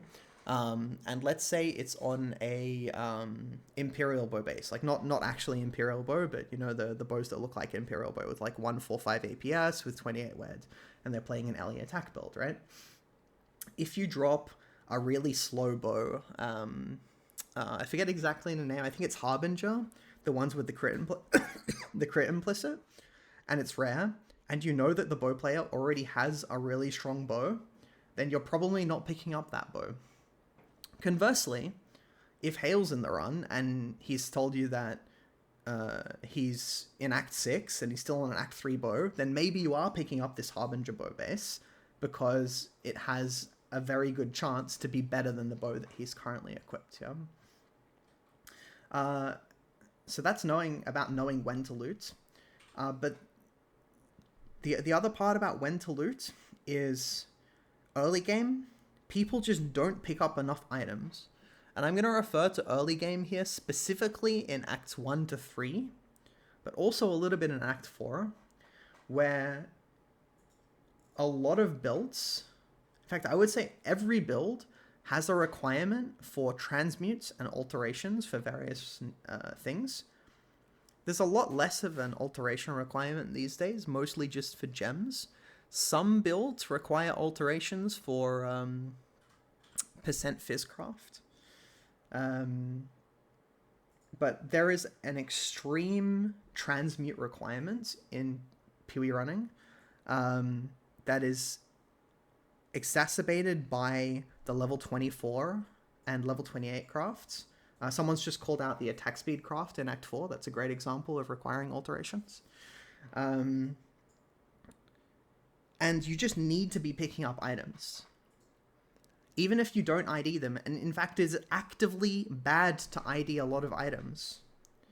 Especially in Act 1, where the real difference between mods on an item versus a white item is almost nothing. Like, we're talking plus 8 life, right?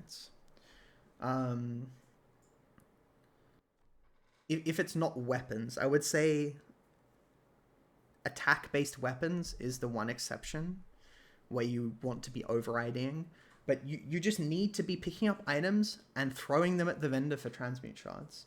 You don't know how many runs I've been in, again, even with trial members and some members, where they're getting to level 24 with Firecaster and they don't have 8 transmutes. And, like, that's just illegal. Like, you need to have your transmutes. The way you get your transmutes is by picking up items. Like, even in these set pieces where we have our swirl chains in Act 2, people are leaving blue items on the floor from bandits, and they have inventory space. You need to pick up your items. I can't really emphasize this point enough. Loot items. Alright, cool. Let's move on. The final piece for this is knowing how to lean on the team for help. And that can be in a few ways. Mostly it comes down to communication. Like, hey, I need transmutes. Or like, it's level 23, I'm playing Firecaster, I only have 6 transmutes right now, does anyone have 2 spare? You wouldn't say it like that. That's just the example. It would be more like, hey, I'm missing 2 transmutes for 2 crafts.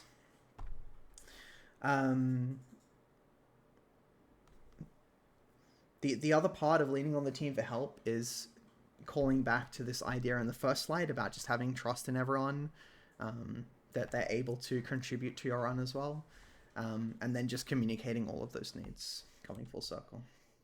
So group leveling filters. You must use a filter specifically designed for group leveling. I'll just go back very quickly.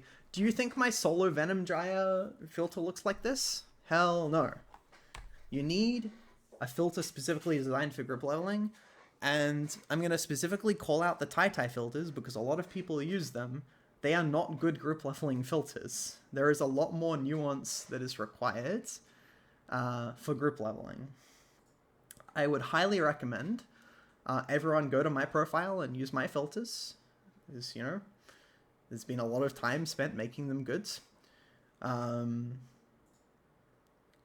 will add a link to my filter blade profile somewhere in the Discord, but you know, it's just systemplayerlost. You can just copy the string from my PoE profile and search another user's profile on Filterblade.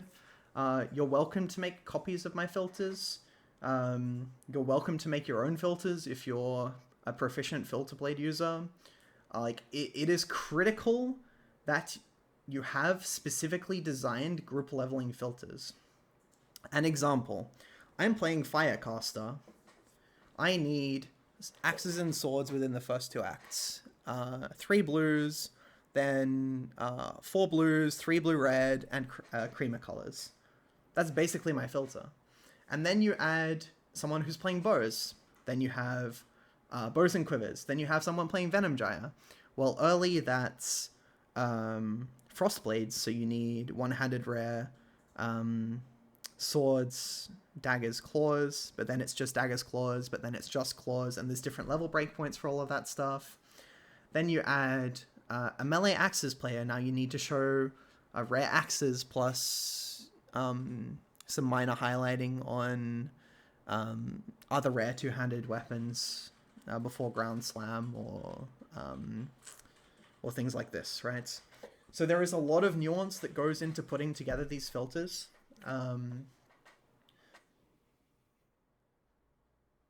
Some of them are not perfect. For the purpose of this bootcamp, I have loosened them a lot. So that's not quite true. I've loosened some of them a little bit to make sure they're all encompassing for a lot of the builds. But yeah, please use a specifically designed group level filter. It's just gonna make your run better. It's gonna make everyone else's run better. We're all trying to achieve this thing together, right? And if everyone's on a solo filter, then your gear quality is going to suffer by a lot. You may not get 4 links. You may not get weapon upgrades. It just doesn't make sense. Anyway, I'm done with this. Just use a group filter. All right, build familiarity. I sort of brushed on most of these points already, but again, I'll just go over it very quickly. A big part of how you can help others is by understanding their builds, and also understanding your build so you can teach others if required.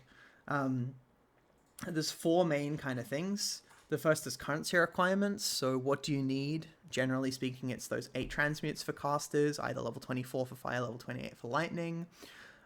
If it's attack builds, if they're using Trinity plus Trinity plus Anger, it's usually level 28 lightning crafts where you want at least 1, which if it's a bow, ideally more. Attack builds can just kind of spam the 4 transmute craft on in order. Weapons, then amulet, then rings, then gloves.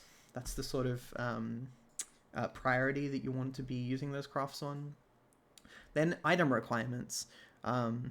Again, I'll just use the Venom Gyre build as an example.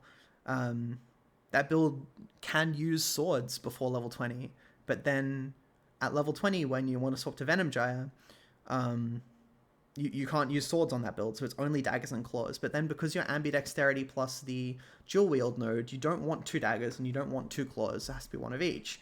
But then there's a certain point where you swap out of ambidexterity and you swap into claw nodes, and then take a claw mastery if you have 2 claws. So then you need 2 claws, right? And there's just a lot of nuance to that. There's a lot of nuance for other builds as well. Like, let's say melee axe builds. The pretty much best, most consistent weapon you can craft on those at level 28, for the whole run, is at level 28, which is a gilded axe.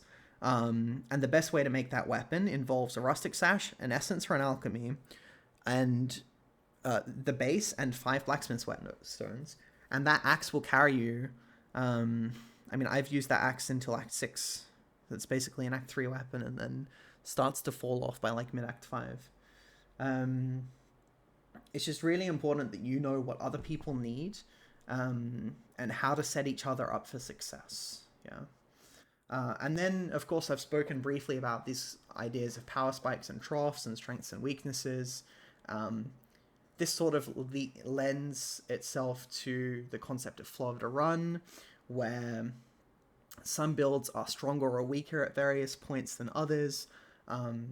Builds have different identities. So, for example, ranger builds generally have better mobility than marauder builds, right? Especially Deadeye. So there's builds have different strengths and weaknesses, especially throughout the run as well. Like, let's say you have a support player in your party. They might be stronger within the first 4 acts, but then they start hard power troughing when they're starting to click only travel nodes, so that they can have a respectable support tree respec at level 52. Check out the carry support play workshop in a few days. Anyway, build familiarity, important. Again, it's one of those things that you sort of have to hold in your head alongside all of these other things that you're doing. And I just want to say, like, I don't want anyone to feel overwhelmed by the total amount of information I'm throwing at you right now, because it is a lot. And anyway, the point of this was just to touch on basically everything, to give people just a bit of a starter idea, yeah. Now we're just going to get into some more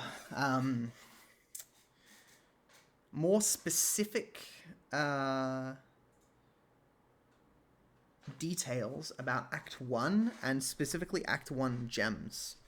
So you know how I spoke previously about the best way to transfer items to someone else is if you're in the same instance at the same place and time, dropping it on the floor so that they can pick it up, right?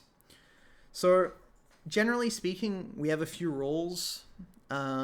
Obviously, once you get more experienced and familiar with a run, you can start breaking rules when it makes sense to break them. But one of the rules is trading is banned. It's just really inefficient for a lot of reasons.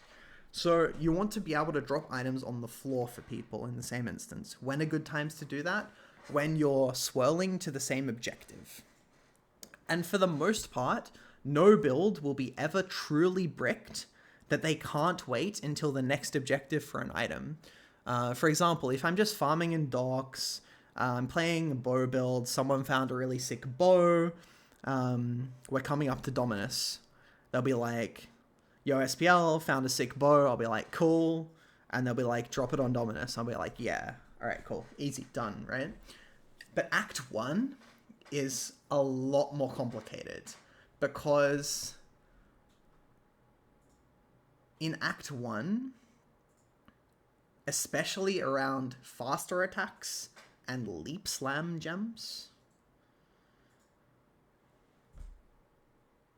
it can be the difference between your build feeling good and your build feeling unplayable to have access to these items. Someone's just posted in the chat, and I'll just pick up this thread because it's quite important. The only exception to not dropping items on the floor in a coordinated way is Katava Act 5. Because things in Katava Act 5, once you die, they get deleted from the floor and you can't go back to pick them up. So what you need to do in those instances is that is a very big exception where you actively need to trade to give items to each other. But that one's okay because you are, you're kind of stuck there with nothing to do anyway. So don't worry about that one. All right, let's move on. I keep getting sent exceptions in the chat. So yes, trading portal scrolls to someone that is running is also an option. Usually that will be in a case where like someone's running and they don't have a portal to do their objective and they're like, shit, what do I do? Someone come and trade me a portal scroll. So someone will swirl in at the start of the instance, trade them a portal scroll, they'll leave the instance, and then the person who's, far advanced in the zone will now be able to put down a portal to swirl in everyone. All right, cool. I'm going to go back to my Act 1 thing now. All right, so if we understand that trading is banned and loading screens are banned because loading screens are negative XP, how do we distribute Act 1 gems that are needed from another class? And I like to think about these gems in sort of 3 categories. You've got level 4, level 8, and level 10 gems. And I would say if you need an Act 1 gem from another class, it is likely that that gem is going to make or break your build in terms of build feel. So it's really important that you actively coordinate the transferal of these gems. So this needs to be communicated at the start of the run when you have time.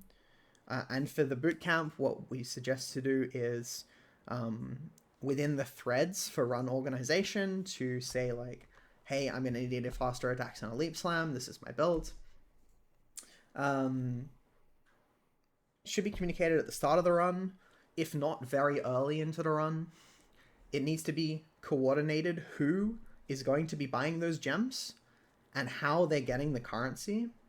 And then I want to give you guys a methodology for making the transferal of those gems feel good. So, all right, just hear me out on these ones. So level 4 gems, we're talking about active skill gems that they could be level 1 gems. They could be level 4 active utility gems, or they could be support gems. And I'm going to say we never give level 1 gems. Reason 1 for never giving level 1 gems is every class has a good option as the Tarkly vendor reward for clearing Mudplats and Hailrake. It's really important that you do not fuck around with trading gems before level 4. Or getting access to gems before level 4. Oh yeah, level 4. You're in town.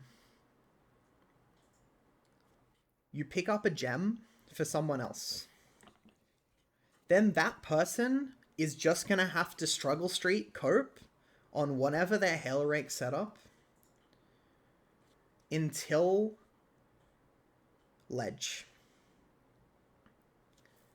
What's going to happen is player A, the player who is buying the gem, buys the gem. Then they will first swirl once ledge waypoint has been hit. Then they will make a new instance. Then they will drop the gem on their ledge waypoint instance. Then the player who requires the gem will swirl to the initial player A and pick up the gem. What this does is minimizes total load screens, minimizes inefficient trading in town, especially when players will have different town enter times and different total times required in town. And it ensures that you are never swirling into the runner, or you are minimalizing time spent swirled into the runner's instance. This is how you must do level 4 gems. It's also worth it to add at this point that you absolutely do not and should not ever need to mule or play additional level 1 characters to find gems. You should always have access to that by someone else in the party. Okay. Level 8 gems. These are support gems. Most notably faster attacks. The correct method for faster attacks is the player who is buying the faster attacks gems should be the player who is responsible for setting up the lab trial in lower prison. There's 2 reasons for this. Reason 1, it gives them an active way to access town. Reason 2, it gives them the ability to swirl in additional players to drop them currency on the floor if they do not have enough transmutes to buy all of the required faster attacks gems. Practical example. We're in a 4-player run. There are 2 Templars, a Ranger, and a Marauder. The Ranger has been designated the player to buy the faster attacks. There are 2 faster attacks gems required, 1 for each of the Templars. In this case, what we'll do is the Ranger will run Lab Trial, and let's say they only have 1 transmute. So that means 1 additional transmute is required. So they will put down a portal before killing the mobs on the trial and before clicking the trial. Then they will... This needs to be communicated before you get to this point. So for example, if I'm playing Ranger, as soon as I swirl to the initial runner who's already progressing through prison, I'm on prison waypoint, I'm making a new instance, I'll look at my inventory and go, I only have 1 transmute. I need 1 person to volunteer to swirl to me once I put up the trial portal to give me a transmute. And then once I put up my trial portal, the player will swirl in. I will then click the trial and kill the monsters in this area. This gives the person who swirled in XP. This is playing for team. And then the person will drop the transmute on the floor. Remember we said trading is banned. We want to be dropping items on the floor. I will then be able to walk out of my portal, go into town, buy 2 faster attack gems, and continue farming. Then by the time Brutus is tagged, I have the 2 faster attacks gems required in my inventory, and I will drop them on the floor. Okay. Then the final case is if Leap Slam or Shield Charge. The level 10 gems are pretty much just movement gems. The ones that you would require, a Leap Slam or Shield Charge, are required. This gets a little bit trickier, but let's add a witch to the example that I just described. Now we need three faster attacks and one Leap Slam. So we go through the motions as in the previous example, right? So we've already dropped our 3 faster attacks from the Ranger on Brutus. Now, we still need to buy 1 Leap Slam for the Witch. How do we do this efficiently? We slightly reroute the traditional quest chaining in Act 1, where one of the Templars or Marauders will be predetermined to be the player that needs to go and buy the Leap Slam gem,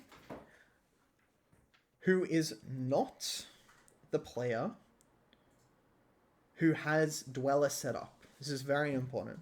So what's going to happen here is everyone who hasn't already taken the trial goes to take the trial after Brutus, except the player who is buying the Leap Slam, and except the player who is going to Dweller.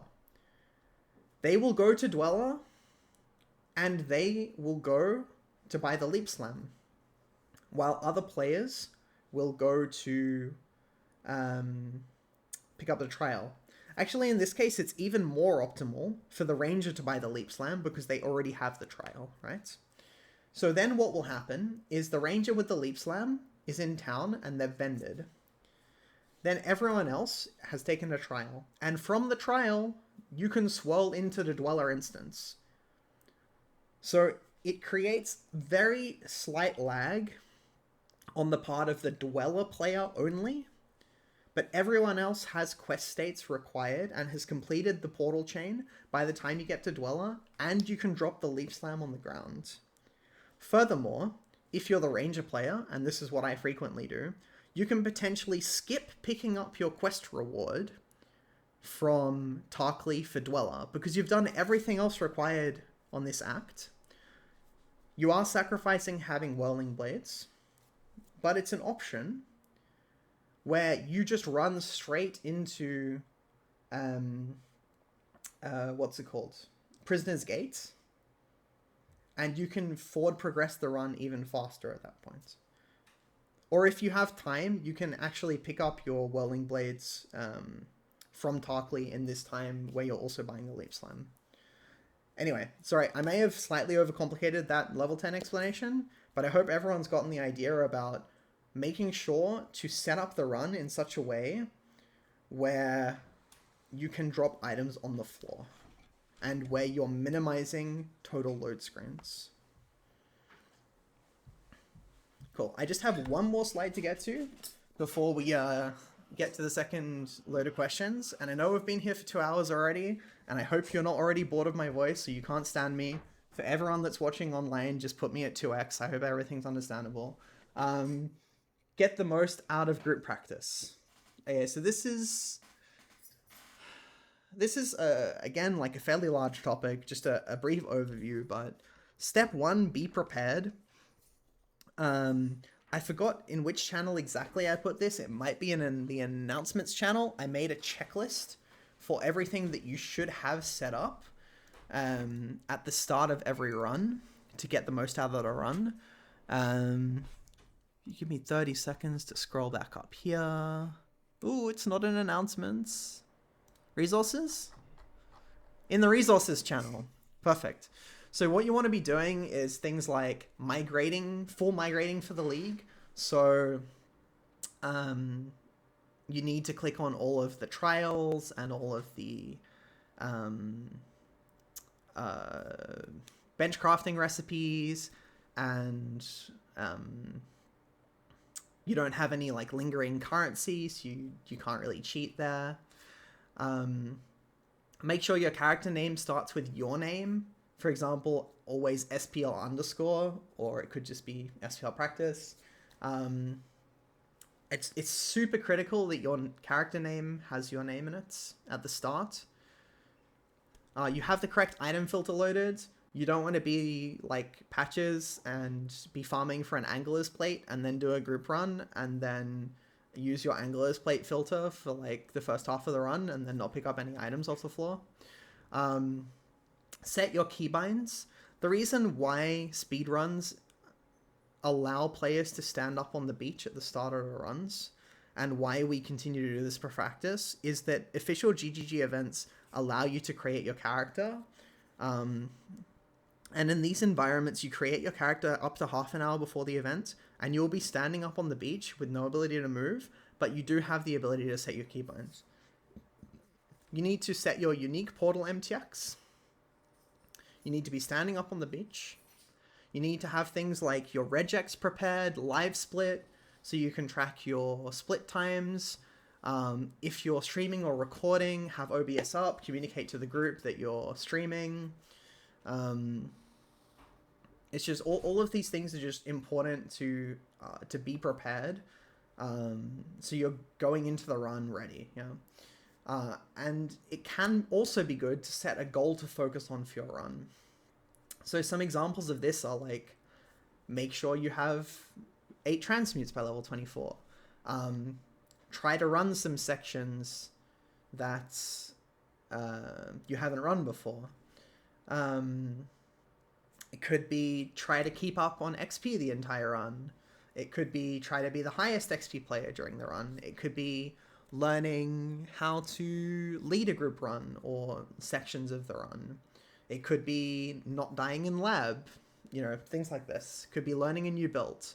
Always good to have, even if it's not a major goal, but something in mind to focus on during your run. Speaking of during the run and focusing, focus up.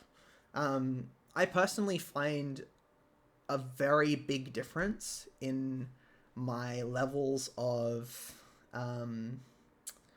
urgency and efficiency if I'm like really locked into a run or not. So I recommend doing whatever you need to do to try and get yourself in this like focus state, yeah?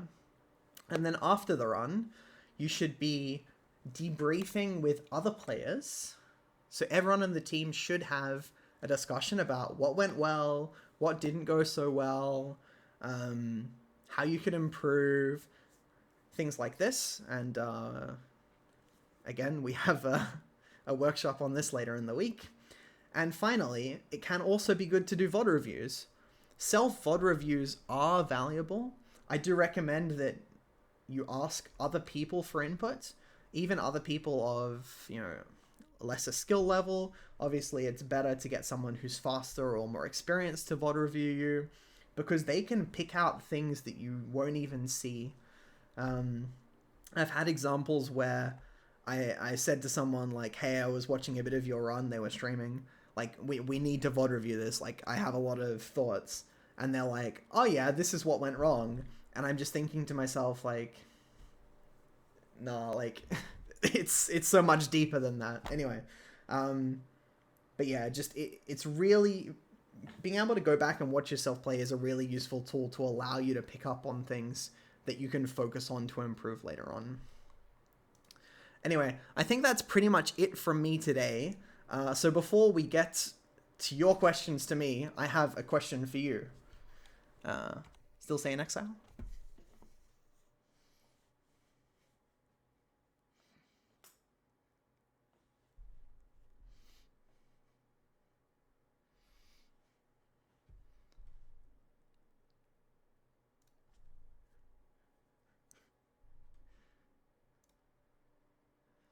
So yeah, as before, any questions, feel free to DM me, put them in the stage chat, or request a request to speak, whatever that hand functionality is.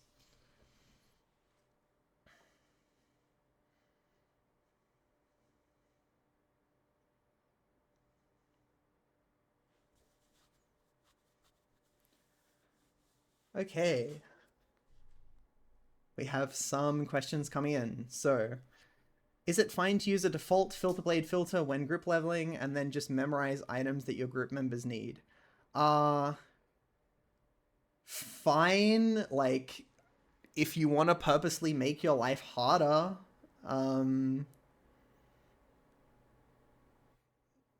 optimal, no.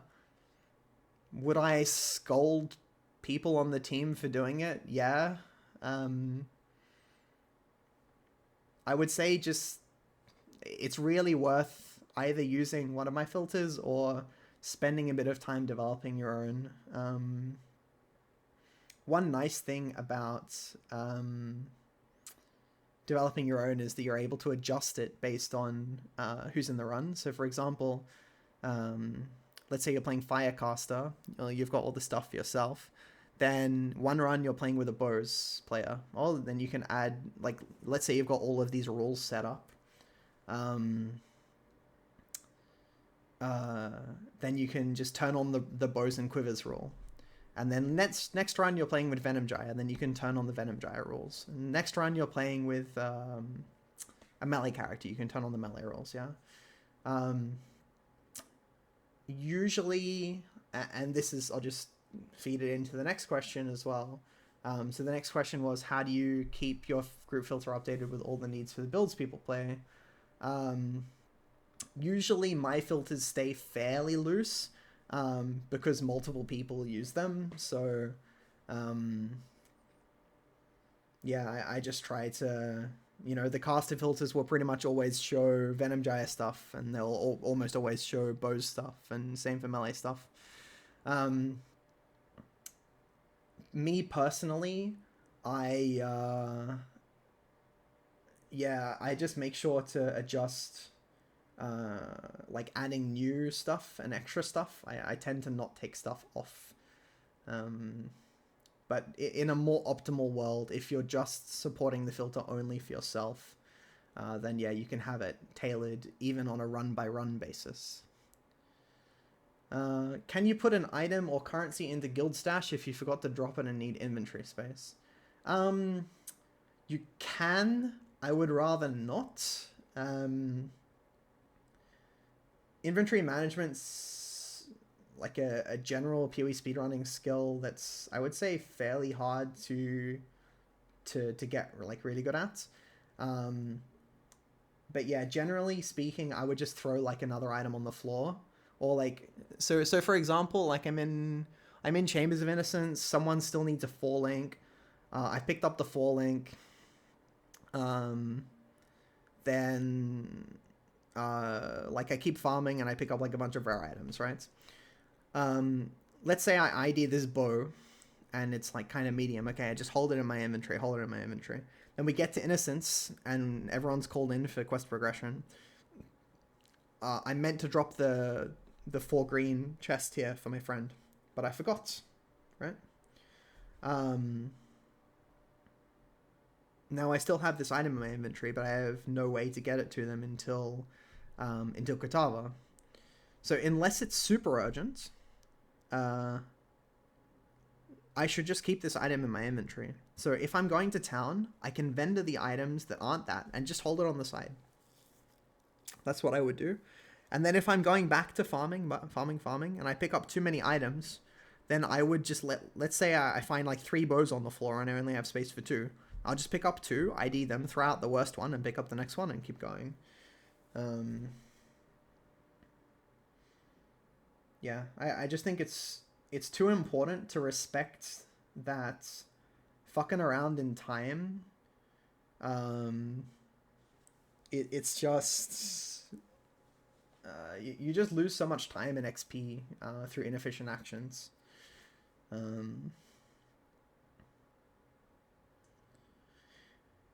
Yeah, it also like makes the other person go to town inefficiently. What you can do in that case that I described is, and this is a tool that can be used, like say in Ledge, in Docks, and any time that you're resetting off a waypoint. If you reset a new instance, you can drop items on the waypoint of that instance. And then you can tell the person, swirl me, or swirl SPL, reset off XPL. Next time you need to reset, your items are on my waypoint. So there are other tools of sharing items in ways that are efficient. But yeah, I would avoid using guild stash at all costs. And as a general rule, I don't use stash until Act 9. Sometimes it's nice to just like dump inventory in Act 9. And by inventory, I mean like the currency part of the inventory. But generally speaking, like, yeah, going to stash is kind of banned. Um, Anything else? Nothing else? Surely not. Let me check DMs.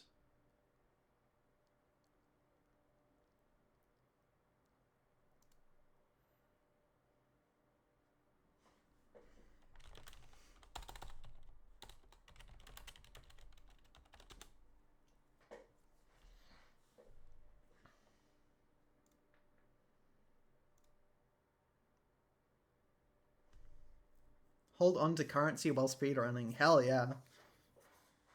You want to have access to currency in your inventory at all times, basically. This is a speedrunning fundamental, especially for like, um, what's an example?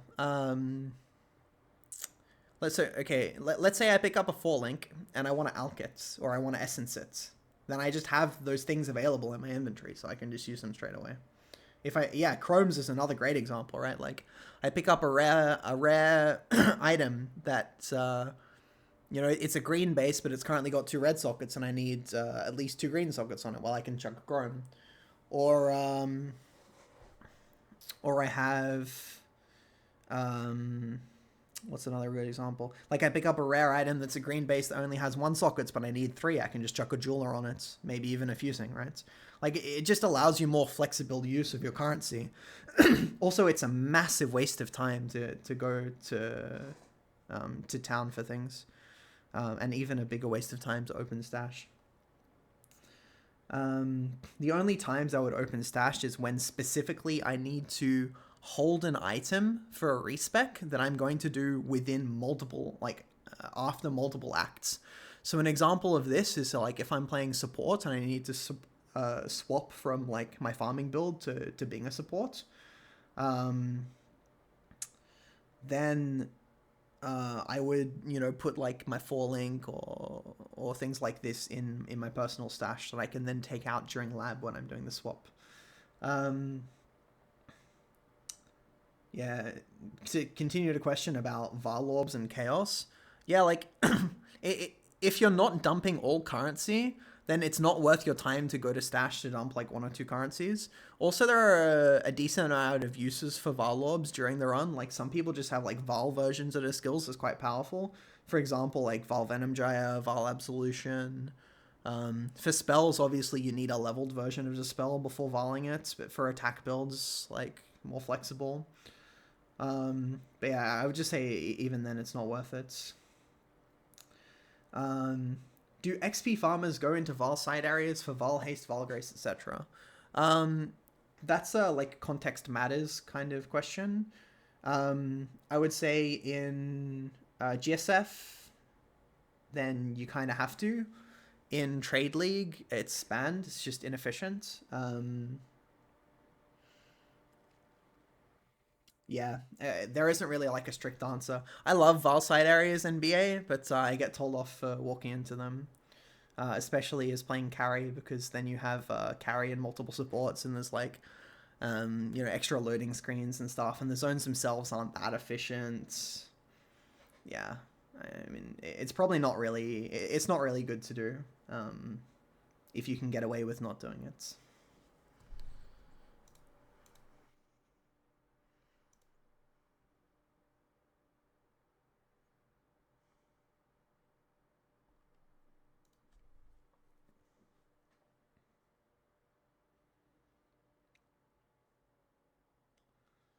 Right.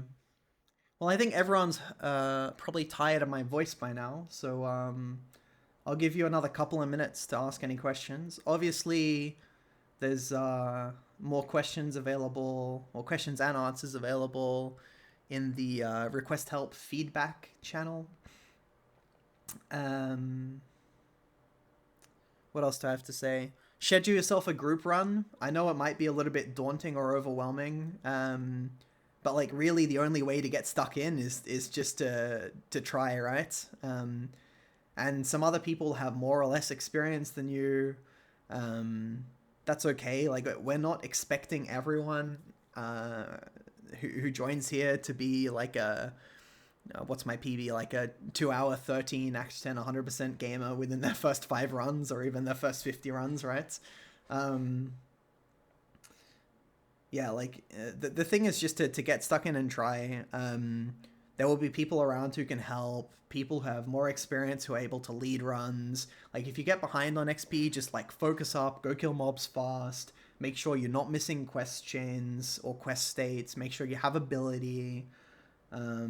Ask lots of questions, ask for VOD review, ask for feedback, attend the other presentations, obviously. The first 3 days of presentations will be hosted here and be more like presentation like, whereas the workshops, so we're sort of defining the two types of activities that we have scheduled. There's presentations, which are the things that start at midday Europe time, and then there's basically everything else, and everything else will be hosted in the workshops channel. So that will be a little bit less formal, less like lecture like, and more open to active discussion. And I encourage everyone to get stuck in and participate in those as well. Oh, we have a question. Woo, question. I have 2 questions actually. So, do you ever run library? Nah, library is just banned. It's really inefficient. It's negative XP. You have to think of the opportunity cost as docs. And then you're like at the end of Act 3, whereas you run Lily at the start of Act 5. So you're really just considering like the difference of having access to library, like specifically level 31 library gems for 2 acts versus the amount of negative time that it takes someone to set that up. Like, nah, it's just like start of Act 6 rather. Yeah. But yeah, no, like it's just so not worth it. Yeah, I've thought about how to fit in library in a couple of runs where I wanted like very specific weird gems for things, and the conclusion I came to every time was either just stay on a 3 link or play a different build until Act 6 or use a different gem, even if it's like 20% less damage, it doesn't matter. So that's library. When do you decide to chrome your gear? That's a really good question, actually. So the TLDR is when it's likely or semi-likely to hit colors, and mostly the items you want to be chroming are pure bases. So items that are like only int or only dex, only strength, as they will have the most likelihood to hit the colors you actually need. If they're like 4 of a single color or 3 of a single color. I would say generally speaking, I'm not chroming any items that require the item to have a mix of any 2 colors. So for example, like if I want double green, red, blue, so chrome plus green is how we might describe that. Yeah, I'm never trying to chrome for that pretty much, unless it's a crazy rare piece. The other thing to layer in to that conversation is jeweler orbs. So using a jeweler's orb might actually be similar and or better than using a chrome orb to get your desired outcome. And then yeah, Tiki's just made a note in the chat as well to say that colors are based off the attribute requirements. So the higher the attribute requirement is, the more likelihood, of course, that the color will roll for that attribute. But yeah, rule of thumb, as I was saying, like if you need a 4 blue or a 3 blue reds, then yeah, sure, go ahead. If you're trying to roll for complex creamer colors like a double blue red green or chrome plus blue, I would not. I guess maybe an example of where it's possible is if you have a blue-green hybrid base and you're specifically rolling for creamer colors, because creamer colors are so flexible, like you can use double blue, double green, triple blue, green, uh, chrome plus blue, chrome plus green. And I think there's even some situations in Act 6 where chrome plus red using fire pen is acceptable. Basically, you can hit like almost every colors, and it's still like usable full length, right? So like in these cases, I would consider chroming a blue-green hybrid base. Um, but yeah, you never use the bench for making sockets or links in campaign. Chroming a strength dex base if you need 2 red, 2 green. Yeah, that's an example where chroming I would say is okay. Yeah. It's not great though. It's still not like hybrid bases are just really rough because especially early game they don't have a high enough attribute requirement that you're decently likely to roll off colors anyway. So yeah, nah, like yeah, it's just kind of rough. If you're desperate, like yeah, okay, go ahead, but um, yeah, it's rough.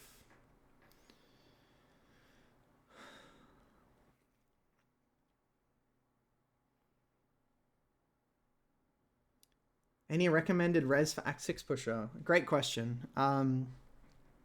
Minimum, well, target obviously is 75 all res. And the way I do that is usually, so let's talk about runs of 4+ people. That's what we'd recommend for group runs. You want, after Innocence, you assign 1 player to push forward to Katava kill. Say that 5 times fast. 1 player is going to set up Reliquary, plus the Katava door. And then you're going to have 2 people on farming duty. You want the most mobile player with the ability, with good levels, and the ability to set up their res to be one of the farming players. And so what I would do there is, and this is usually me, because Venom Gyre is extremely potent at mobility, is I will be, after Innocence fights, going straight to Hideout and fixing my res for next act. And what I aim for is 60 plus fire res and 50 plus or like 45 plus other res as absolute minimum. Ideally, 75 fire res, because the first few zones are really punishing on fire. And then I go for lightning res, because as the Act 6 pusher, you go fire stuff into Chevron, basically. But yeah, those are the 2 big reses. And generally speaking, it's okay to be a bit under res, but I would want to have my res solved by the end of Act 6. So yeah, I would go in with those ideas of like a minimum baseline and then work towards upgrading my gear along the way. You have various tools of Act 6, like obviously asking friends for help, but then also the belt quest, like Tidal Island, is kind of nice. Very often you don't have a great belt or amulet, so that can help you with either of those. Do you have any checkpoints where you check res and potentially fix it? Yeah, so around the point in which I start being conscious of res is mid-act 3, particularly for running up the tower to fight Dominus, and the Dominus fight if you're fighting Dominus. Like you can get frozen running up the tower, and then like Giga Lightning damage, shocks and stuff on Dominus fights, really uncomfortable. So you want to be conscious of that if those are your roles, and like actively clicking res nodes faster, or working on having res prior to that point. Then obviously before lab, some builds you kind of need 50 plus fire res, some you can get away with less. And the way you would do that is open lab instance. Always making sure to control click lab instance as well, right? Because like you can double tag the entire of lab if you have two people in there. It's like really toxic. So you like open a new lab instance, take the waypoint, then go to hideout to craft res, and then go back and make a new lab instance again.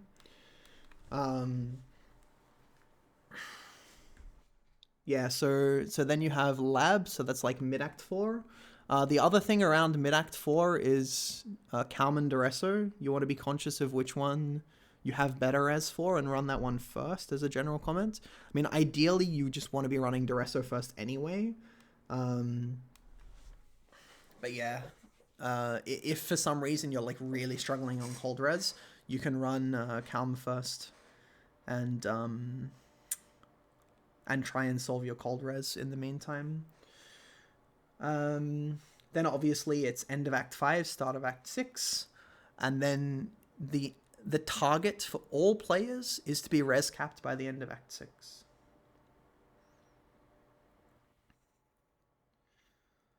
All right. What's better for early game, straight dex or straight strength for rolling 2 red, 2 green? Picking it up off the floor, and then making sure to have the 2 red, 2 greens on filters. I would also have a look at if your build can function reasonably well with like a 3 red, 1 green or a 3 green, 1 red. I just think it's really important to have some flexibility there. Otherwise, you're just going to end up in situations where you don't have appropriate links that you can use. Question about anger D-term swap for Templar and haste. Cool. So I think haste on Templar is okay, but has quite a steep dex requirement, and you don't get a lot of dex on Templar.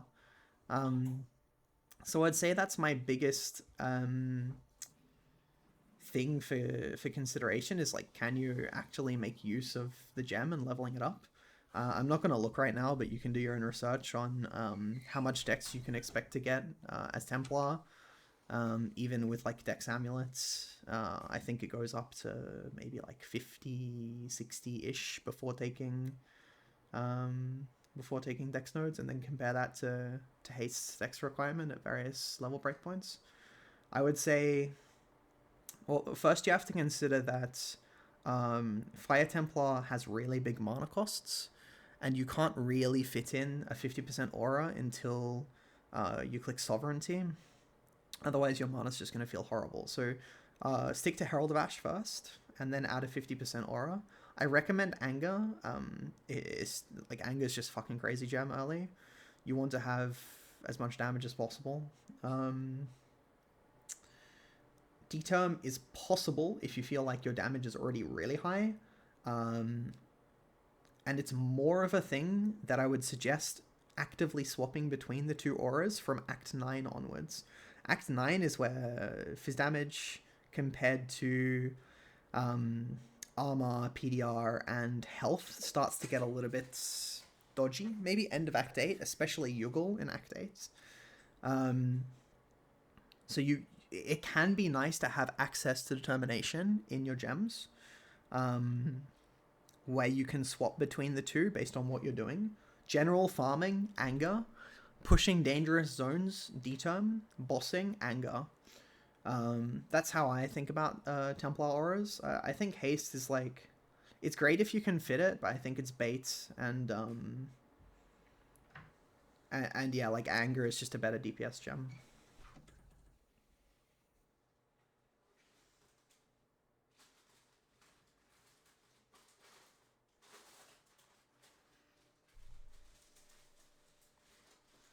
All right, I think we'll call this last chance for any questions.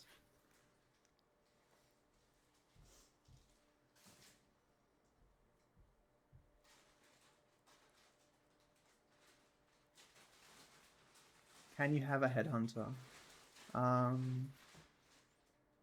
Just drop it, lol.